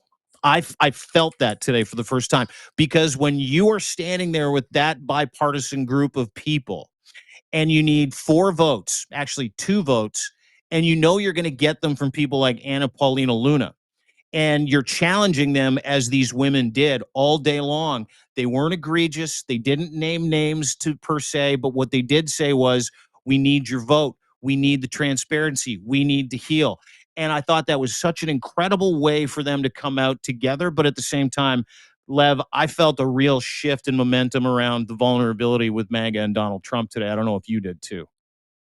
No, I mean, I've been feeling that shift already. I mean, and I've been talking about, and we've been talking about. I mean, I think that, like I said, the Epstein files, and as we call it, just as a subject, has been is Donald Trump's kryptonite. It's he's blew up his base over that. I mean, there's no going back. I mean, there's certain people that have left the base that are not going to vote for Donald Trump. They are not going to accept unless he miraculously somehow gains their trust by releasing all the files, which we know is not going to happen. So it's not. I don't see Donald Trump. Knowing the way I know him, I don't. Watching his actions, I don't see him trying to get his base back. Just think about the crazy part. Just Donald Trump does everything. He goes out there and gives pizza to ICE agents outside, meets with them. He's the president to the people. He's the most transparent. Think about this, guys. Just think about how crazy this is. We have these victims right now, survivors, standing on the lawn, maybe like blocks away from the White House, standing there, pouring their hearts out, asking, saying, "We want to talk to you, President Trump. We want to tell you. We want to let you hear the stories directly from us, what happened to us." And instead of inviting them, sitting down with them, with the victims, So and true. listening to them, just listening to them. This is not about anything up, to make up. So, he dismissed them by again saying they are a hoax. Yeah. Just think about that, folks. Just think about that. Now, if that doesn't get you like right here, nothing will. I mean, that means nothing this man could do will get you there. So that's why this has to be the line, and this is why he's not the one that controls the strings here. There's people that we could go right now and push that control the key to the, like Johnson, like I mean, there's so many of them in Congress. Forget about Johnson. Forget about even we don't even have to go after the hardcore. How many votes? I mean, we need what, 4, 2, 3, and there's 4? 212. Yeah, that's And such a there's good point. 212. Such a There's good point. 200. There's 212. There, you know how many of them? Let's go after the quiet ones. Let's go after the ones that are trying to stand on the sideline, that are trying to not get their name thrown in there, slide by. They're just as complicit. And those people are scared of not being elected in midterms. It They're doesn't matter. terrified. It doesn't matter. Exactly. Let's not go after the big names, the ones that are out there, rah, rah, rah, down. Let's go after the ones that are trying. There's 212 of them. Let's make that list. People, this is what I'm telling you. We need to start going after, because just think, we need a couple of them. MTG for the Democrats would be a good hire. Go after her. I think the Jewish space laser stuff precluded her from ever joining the Dems. If she wants to, she can join. We'll take her. I'm gonna say this. I until she goes on the floor and starts naming names like she said she would do, or until she goes into the White House and confronts Trump directly to have him meet the victims. Until she does something like that, as far as I'm concerned, she's a Trojan horse. Yeah, trying to be Trump's eyes and ears inside those meetings, inside those conversations, to be able to see, so her getting up there and saying that while her boyfriend is in the White House right now framing the story a totally different way, how this is a hoax. And this is all theatrics, guys. All these people are, I swear to you, should be on TV. This is like reality TV on steroids. Big Brother White House edition. Yeah. It's cast like that. I'm sure that they hired them all for this particular thing, to be gaslighting America on a regular basis. I mean, this is why MTG's there. Yeah. I don't, that part of it really threw me today, right? The fact that Marjorie Taylor Greene was standing next to Ro Khanna, Thomas Massey. I will name names on the floor, she said. She said she was going to name names. She also said, and I just took a couple of notes. Like I said, Marjorie Taylor Greene crossing the floor with the Dems made my head hurt, but also made me happy. She mentioned that she talked to the victims who were trafficked to places like Saudi Arabia, Russia, and Israel, demanded that the truth come out, demanded that Trump holds the FBI, DOJ, and CIA, who own the files, and says, we need to get to the truth. She kept saying, we need the truth. All the evidence sits with the DOJ, the CIA, and the FBI, and who is in charge of those institutions, the very people who are hiding this stuff. Wait, did she sign the bill? I don't think she signed the bill yet. Oh, yeah. No, she put her name on it. I think she's co-sponsoring it. I think she is. Yeah. I think she is. Yeah. Hey, by the way, Waj wants to join in. So if you want to drop me in and add Waj, that's a good idea. And I can just do some other stuff for a few minutes here. But you do Waj. You do Waj. No, I can't. You have and to. I'll come back. You I'll, have I'll to. do Wash. You have won't to. be able to go because you're the one. Yeah. You're the host. If you Okay. go, then That's cool. we all I'll be gonna here. go. I'll watch it when you're done. Bring me back. Okay. Yeah, Okay. let's do this. And then I could go, and then you'll bring back. We could circle, because there's a lot to go down. Do the So big circle. Okay. Yeah. You're going to get out of here. Zeb's going to go. We'll talk to you soon. Go get his greatest height That's series, right. everybody. Thanks. Subscribe to my friend Zeb Everybody. Shalev. See you in a bit. He's going to drop out. I'm going to get rid of you. Actually, let's get rid It's of you okay. right now. Yep. See you. Look at that. Yeah, powerful. So rude. You're like so Donald rude. Trump right now with that button. Like you can just make people disappear. Let me get Waj in here. The left hook. There we go. Here we go. I'm going to bring Waj in from the left hook. This is good. This will be my introductory meeting with the Waj, as they call him, from Really? the left You guys hook. haven't Yep. met yet? Oh, this is great. Never met him. He reminds me of me a little bit because he doesn't hold much back. I love his language. And you guys have, he impersonates Donald Trump pretty good. I don't know who does a better job, him or Allison from Mueller, she wrote, but they do a pretty good job of impersonating Donald Trump. Yeah. Really good job of impersonating him. Everybody, listen, this is the new Trump impersonation. All you have to do is say, it's a hoax. Everything's a hoax. Everything that you do is a hoax. I am still on the floor by what he said in the Oval Office today about those incredibly brave women who he knows, lots of them he knows, like on the floor. Waj, left hook. Great to meet you, sir. How are you? Doing well. Thank you so much for inviting me. How are you doing? Yeah, we're good. We're just breaking down what we just saw, which was a contrast, if you will, where you got dozens of brave, incredible women recounting their experiencing, asking for transparency, pointing to the roadmap with Brad Edwards. This is where the files are. Get the files. They're under lock and key. Only to be disrupted by a flyover that Trump ordered during the actual presser, and then of course Trump in the Oval Office saying, "It's a hoax. Forget it. Dem hoax. Blah blah blah blah blah." What are your thoughts, Waj? What did you see? Well, yeah, I just saw that clip of President Trump sitting there when he was asked about all these hundreds of women who have come out and victims and survivors. I just want to remind folks, because I think it gets lost, and we'll talk about, obviously how this is terrible for Trump and also how Democrats have to pounce on this. But first and foremost, these are survivors. These are girls who were raped.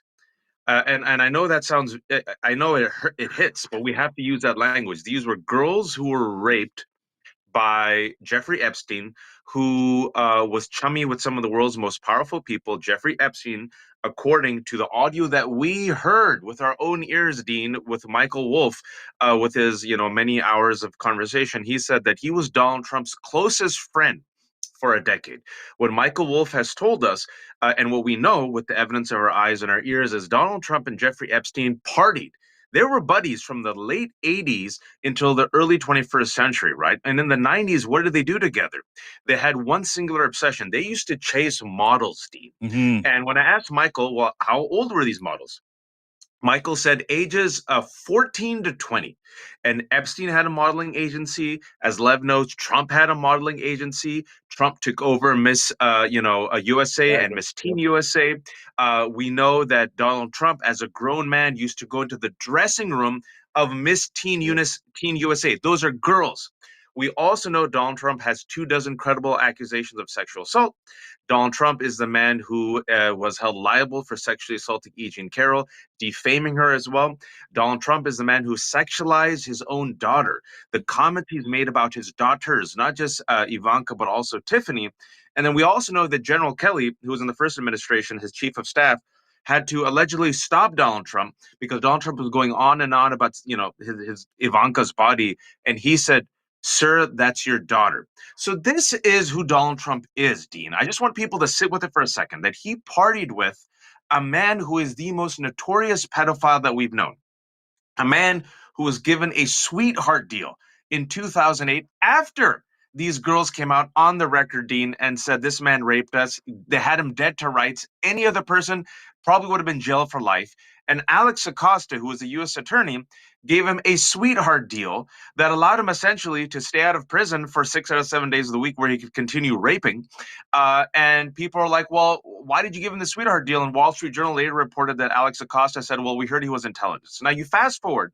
The only other pedophile, Dean, that has ever got such a sweetheart deal is Ghislaine Maxwell, who, along with Donald Trump, and this is very important, according to these girls, the Farmer sisters, Virginia Giuffre, who allegedly killed herself in April, who was passed around like a platter of fruit, her exact words, by Jeffrey Epstein. Ghislaine Maxwell was sometimes even worse than Epstein because they trusted Ghislaine Maxwell. She found them, groomed them, and then also, according to the Farmer sisters and Virginia Giuffre, along with Epstein, raped these girls. Nobody right now, Dean, has a good answer as to why Ghislaine Maxwell, who is the most notorious pedophile after Jeffrey Epstein, who without Ghislaine Maxwell's, Rolodex, Epstein would not have been friends with the world's most powerful and famous people. Who authorized Lev and Dean, Ghislaine Maxwell, to get a cushy transfer to a minimum security camp in Texas, where, by the way, now she's eligible for work release, right? What was the quid pro quo? Like, literally, there's no good reason for this. So what I say is, this is the pro-pedophile presidency. We're witnessing in real time our first pro-pedophile president, a man who, in his watch, refuses to release the Epstein files. The federal judge recently said, Department of Justice can release all of them. Don't ask me to release the grand jury testimony because I'm going to compromise these victims who've come For the forward. third time, Wash. That was for the third time. So that's number one. Sorry, go ahead, Liv. Oh, no, and I don't want to interrupt you, but I just want to make one little, what's it called? We're not just witnessing a pro-president pedophile. We're witnessing a pro-GOP pedophile. Because without them, without the enablers, right now, he can't get away with what he's doing. So it's a group of pedophiles. That's the GOP. It's called the group of pedophiles. And I just want to give two other examples because people forget real quick why I call it the pro-pedophile president, right? People might say, oh, that's harsh, Waj. Oh, it's a low blow. Okay. First and foremost, Ghislaine Maxwell. That should be it. Why in this presidency is the tough on crime president who's unleashing the National Guard against the American people for the first time ever, like dictators, armed National Guard members. Why did he give a free pass to Ghislaine Maxwell? Number one.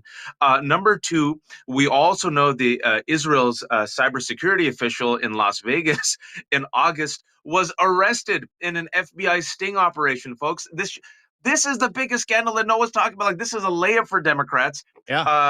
Israel's cybersecurity official was caught in an FBI sting operation. And he got sprung by Trump. Yep, by Trump. He's in Israel right now. And then third, Russ Ulbricht got a pardon. And people kind of forget this. Russ Ulbricht was the founder of Silk Road. Silk Road was the digital hub, folks, the online hub for drug trafficking, weapons trafficking, and sex trafficking. And he was pardoned by Donald Trump. No one's talking about it. And the reason why he was pardoned, because Silk Road was also the hub of crypto. So a lot of these crypto bros said, Russ is like our dude. So in order to help the crypto bros, they got rid of he pardoned their guru, Russ Ulbricht. And we just found out yesterday who is now worth billions of dollars, Dean and Lev, due to crypto. Russ Ulbricht. And the Trump family. They've made $5 billion, haven't they? In the past 7 months. Yeah. Sorry for my rant, but there you go. I just wanted to say that. I just want to say, guys, between Dean and Waj, I mean, the way I just sit here amazed the way you guys break it all down. I mean, I'm telling you, it's incredible. You just broke it all down, and people need to understand that Donald Trump just made over $5 billion. Waj, was reported, the family. And also keep in mind, while we're talking about that, the way they did it, Donald Trump didn't make that. His bumbling fool's son, Tweedledee and Tweedledum, didn't do it. They got the Witkoffs. Don't forget, Zach Witkoff is partners with them. That Steve Witkoff's son is partners with them on that crypto stuff that they're saying. You can't make this up, the way the collusion in front of the eyes that's happening. It is, dude. It is so corrupt. I mean, the collusion and the corruption, and you bring it up. I know it's a colloquial way to say, the president is harboring pedophiles, but is there any other solution here when it comes to assessing what MAGA or the GOP are, other than effectively a protection racket for fucking criminals, pedophiles, and sexual abusers that Donald Trump has managed to somehow recruit fucking all of them? Like, is there any other solution other than that, Wash? No, I think, look, we have to name it for what it is, and we have the ability, being independent, that we can say it bluntly, right? We don't have to like hold back our punches, such as the folks on CNN and New York Times and Washington Post, because you just have to look at the facts, Dean, right? Again, just look at the evidence of your eyes and your ears. That's all I want people to do. Donald Trump, as the president of the United States of America, was elected because, in part, his base believed that he was the one who would take out the deep state, right? Yeah. This is the tragic, well, not tragic, I think irony here, which is kind of, we can laugh at it, is that Kash Patel and Dan Bongino made their bones in MAGA by promoting the QAnon deep state conspiracy that Lev knows all about. This conspiracy, folks, I just want people to sit with it because people don't know how dangerous QAnon is.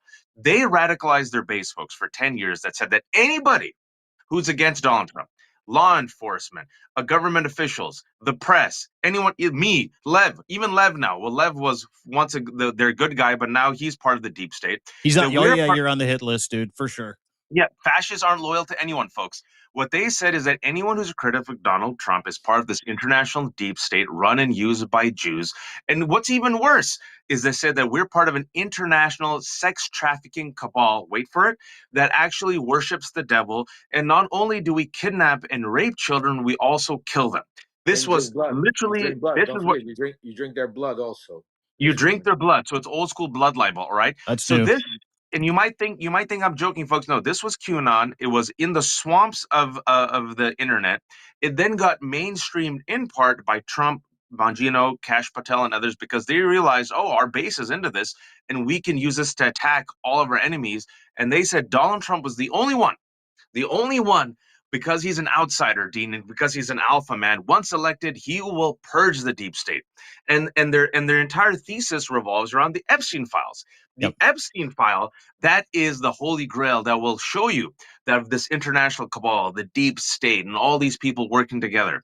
And they promised their base, they radicalized their base. The base was so radicalized, folks, that the FBI 5 years ago warned that QAnon would radicalize individuals and or groups to potentially commit violence. Who was radicalized by QAnon? There's at least two people that we know. Well, there's several. Number one was Ashley Babbitt.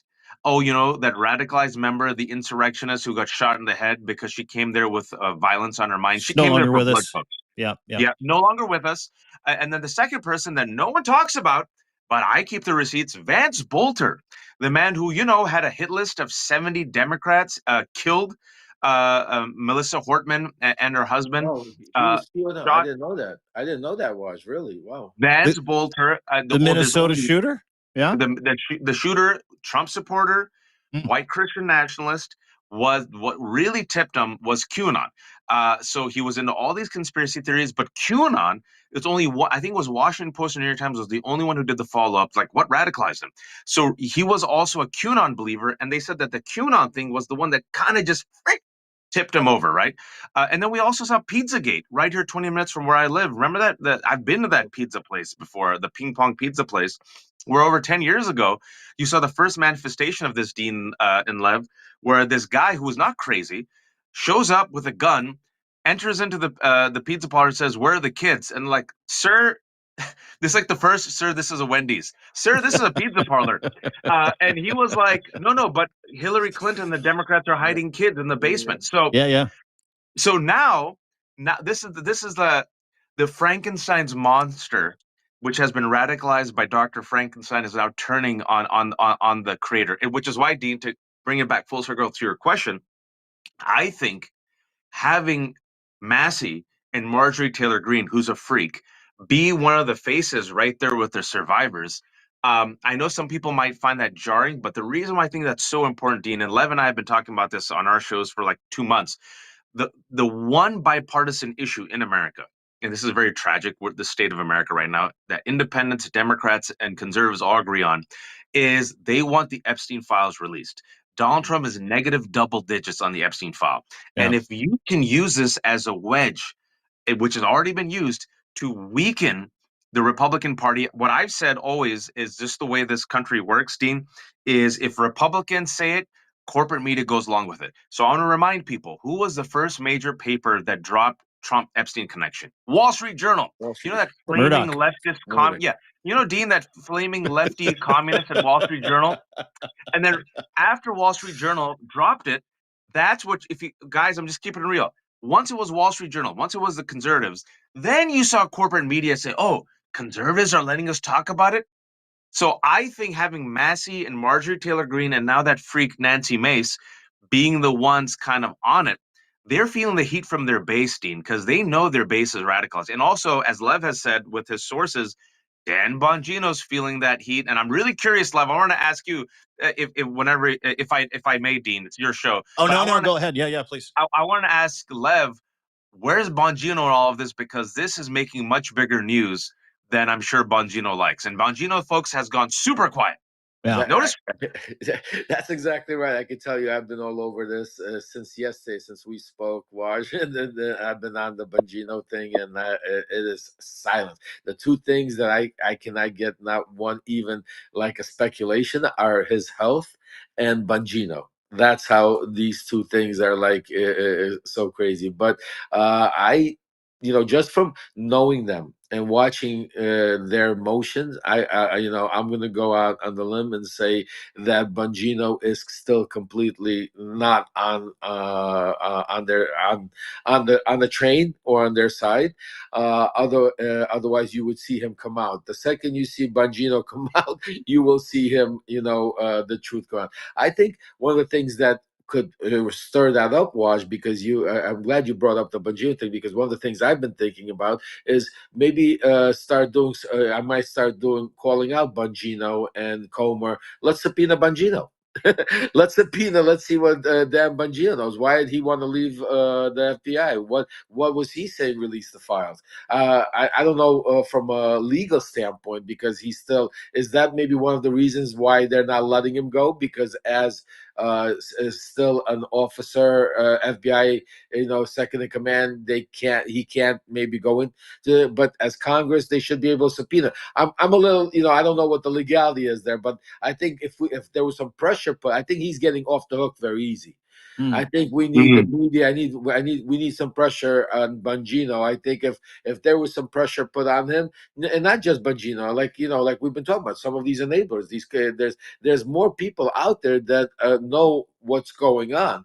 I think is what's happening, and what I'm just, even from our conversation today, what I'm realizing is we tend to focus on the big names like Donald Trump, like the House Speaker Johnson, and like Marjorie Taylor Greene, like the names that are usually thrown around. But there's over 200 congressmen and congresswomen that are voting, not to have this released, or voted for the big beautiful bill, which are coming up midterms right now, which are don't have the same money, the same power, and they're treading the line. They're trying to stay quiet. They're trying to stay out of but they're voting for Trump. I think this is where where the concentration should be, is attacking them, because the people, the Johnsons of the world, they're ready for it. They're fighting back.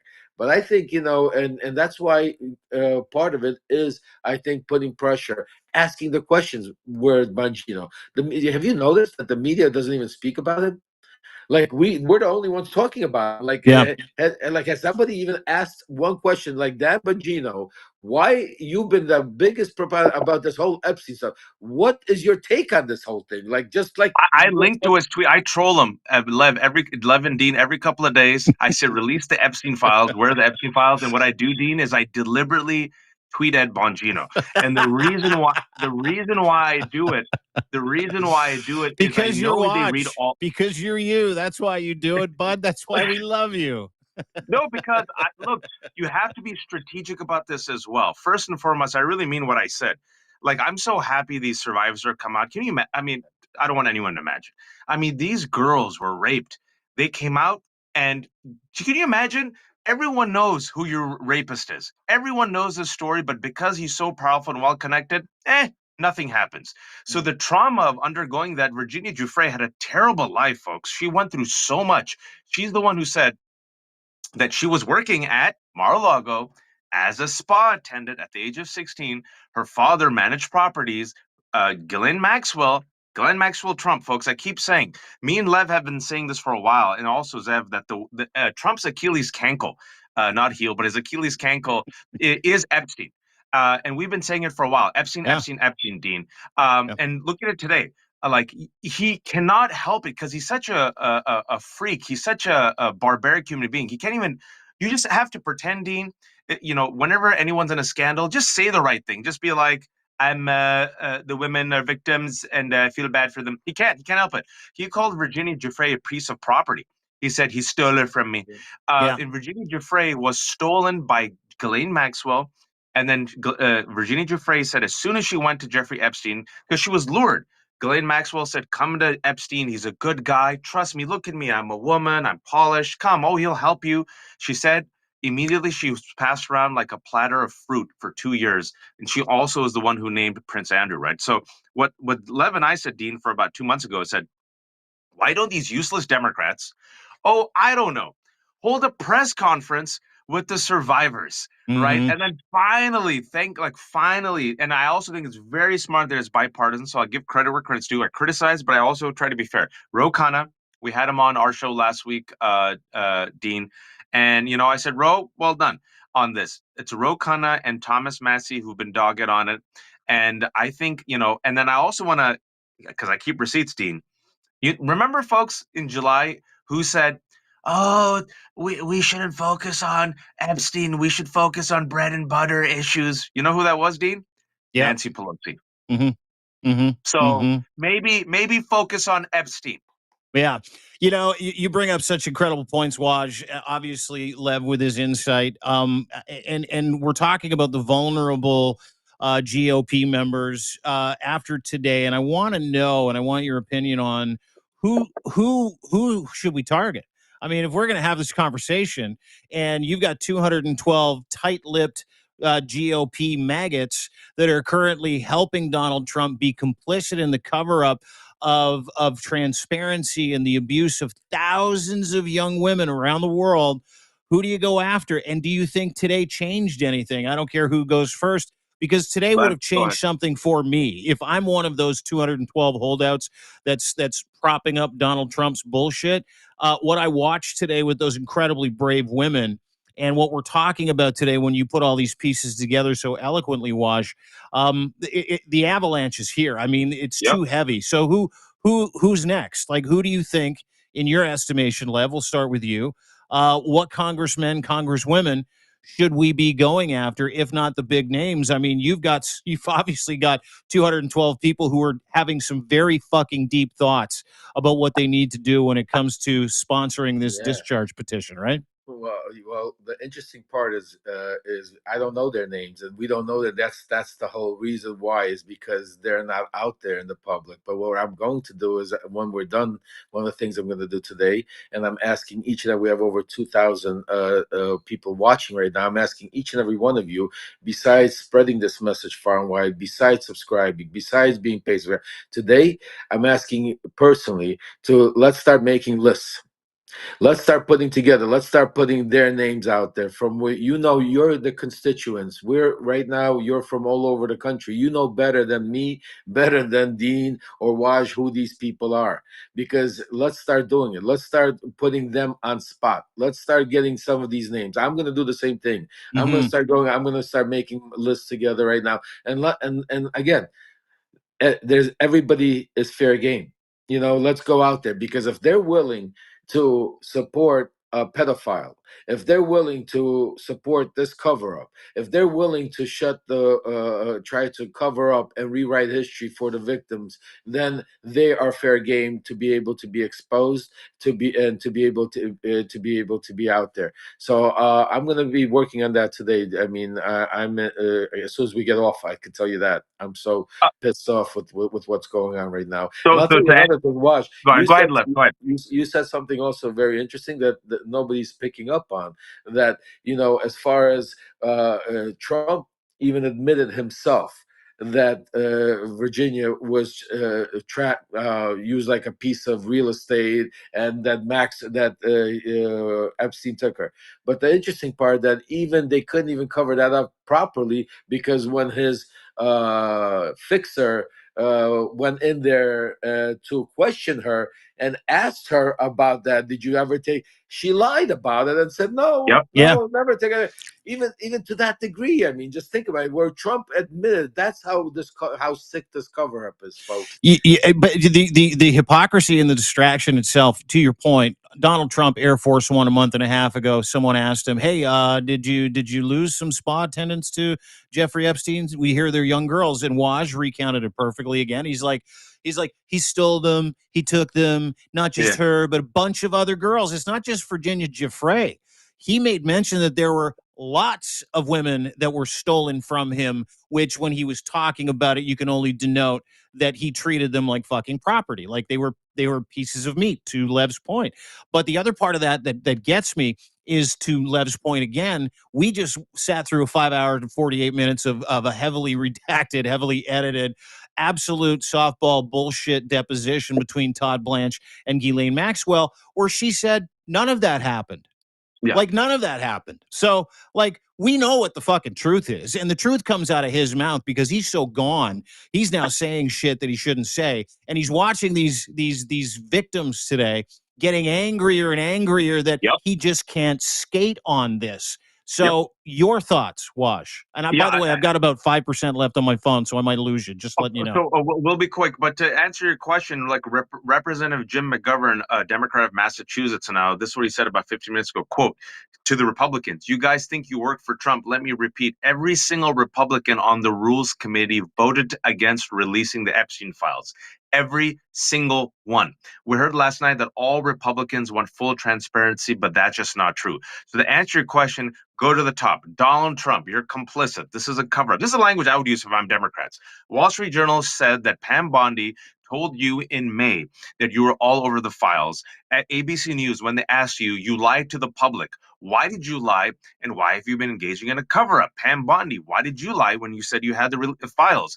Kash Patel, you're the FBI director. You promised the release. How come you didn't? Dan Bongino, you're apparently the hero. You actually became a deputy director to release the files. How come you haven't? This will cause fissures with the base, all right? Then it will, because the base is like, hey, you sellouts, which is why Bongino is stuck right now. Then I would go down, Mike Johnson. You're the leader of the House. Instead of releasing the files, you actually shut short the House and to literally delay voting on the Epstein files. You said, nope, recess. And then all you dudes the Republicans then went to friggin' Israel. Speaking about Israel, Donald Trump, your appointed U.S. attorney in Nevada, Segal Chata, it's her district where an Israeli cybersecurity man tried to rape a child. Thank God it wasn't a child. It was an FBI sting operation. No one so far has explained how he was able to flee to Israel. That's how you hit them with the pro-pedophile party, right? Then I would go down the list, as Lev said, every single Republican on the Rules Committee, by name, every day, on Twitter, on Blue Sky, on the town halls, by name. Why did you vote against releasing the Epstein files? This is what I would do. Easy layup, Dean. Any Republican. Yeah. Do you agree with Donald Trump that the Epstein files are a hoax? There you go. Simple. Yeah. Simple. Exactly. Absolutely. That's exactly what you want to make it 3 words. That's exactly why, Trump. You want easy message and the same message over. Do you agree that the Epstein files are a hoax without? And just we need to do a campaign, folks. What you just heard Wash say, each and every one of you. Are the Epstein files a hoax? Are the Epstein files a hoax? And start hitting each and every one on all social platforms. X, Twitter, Blue Sky. I'll do it right now. Yeah, I'm going to go after we're done also. And also start writing your emails. Start making your phone calls. Start flooding their lines up. Because remember, a lot of them are not these big, powerful, on TV faces. They can handle the pressure. Most of them out of these 200 are scared shitless that their name doesn't come out. So let's expose them for who they are, for the cover-up that they're doing, and let's put the pressure on them. And with that said, let me and Waz should be the only one talk about Dan Bongino, guys. Let's do your thing. Come on. Each and every one of you. Let's go. Let's tag Dan Bongino. Let's ask him what's going on. Count me in on the Bongino troll factory too, by the way. I'll get at it today. Guys. Let's do it. That's how we do it. I'll do it right now. Bongino, do you agree with your boss that it's a hoax? Yeah. Do it. Tag me, and I'll make sure I put it out on socials as well. Twitter, Substack. Yeah. Let's just amplify each other's shit and just ask the same exact question that was. That's how the right wing works. That's what we did. That's exactly what we did. Thank you. That's exactly. Yeah, brilliant. Wash, Just pleasure did to it. meet you today, dude. I'm gonna lose juice here in just a Yeah, second, but no, we're no, gonna thanks come back. so much. Yeah, dude, great Thank to meet to you. Zev also. Yeah, Take care, everyone. Zev's the king. Waj, Left Hook, give him a subscribe, give him a follow, share his stuff. He's one of the true gentlemen on social media. He stands up for what's right. Character, conviction, virtue. God, I love watching this guy work. Really appreciate you showing up, Waj. Thank you, Thanks man. so much. Thank you. And that, of course, my friend Lev Parnas, award-winning whistleblower, former fixer. Great to have you on the inside. So grateful to know you, to see the work that you're doing with Waj on your own, watching the resistance grow, watching men rally around women, watching guys like us, put our money where our mouth is. And to your point, we're independent. We can do this. It's never been more important to subscribe and support people like Lev, people like Waj, people like Zev, myself as well. So please do so. Share this widely. Make sure that you do one thing today. Believe women, ladies and gentlemen. Believe the victims. What I saw today means that the tide is changing, and I think we all agree that it is. And I just another absolute, prayerful thanks to these beautiful, courageous, smart women who came forward today. Today was about victims. Today is also about getting justice. Today is also about transparency. It's never important specifically for men to stand up for these women. So use your voices. Let's get together. Let's continue to share. Thank you very much for spending some time with us. Larry David says it, and I say it all the time from him. You can give us, you can take our shit, but you can't take our time because we don't get any more of it. So when you spend it with us, it means the world to all of us. So thanks, everybody. Really appreciate it. And we'll be back, I'm sure, at some point today because things are just getting started. So we'll talk to you guys soon. Thanks, Waj. Thanks, Lev. We'll talk to you guys hopefully much sooner than later.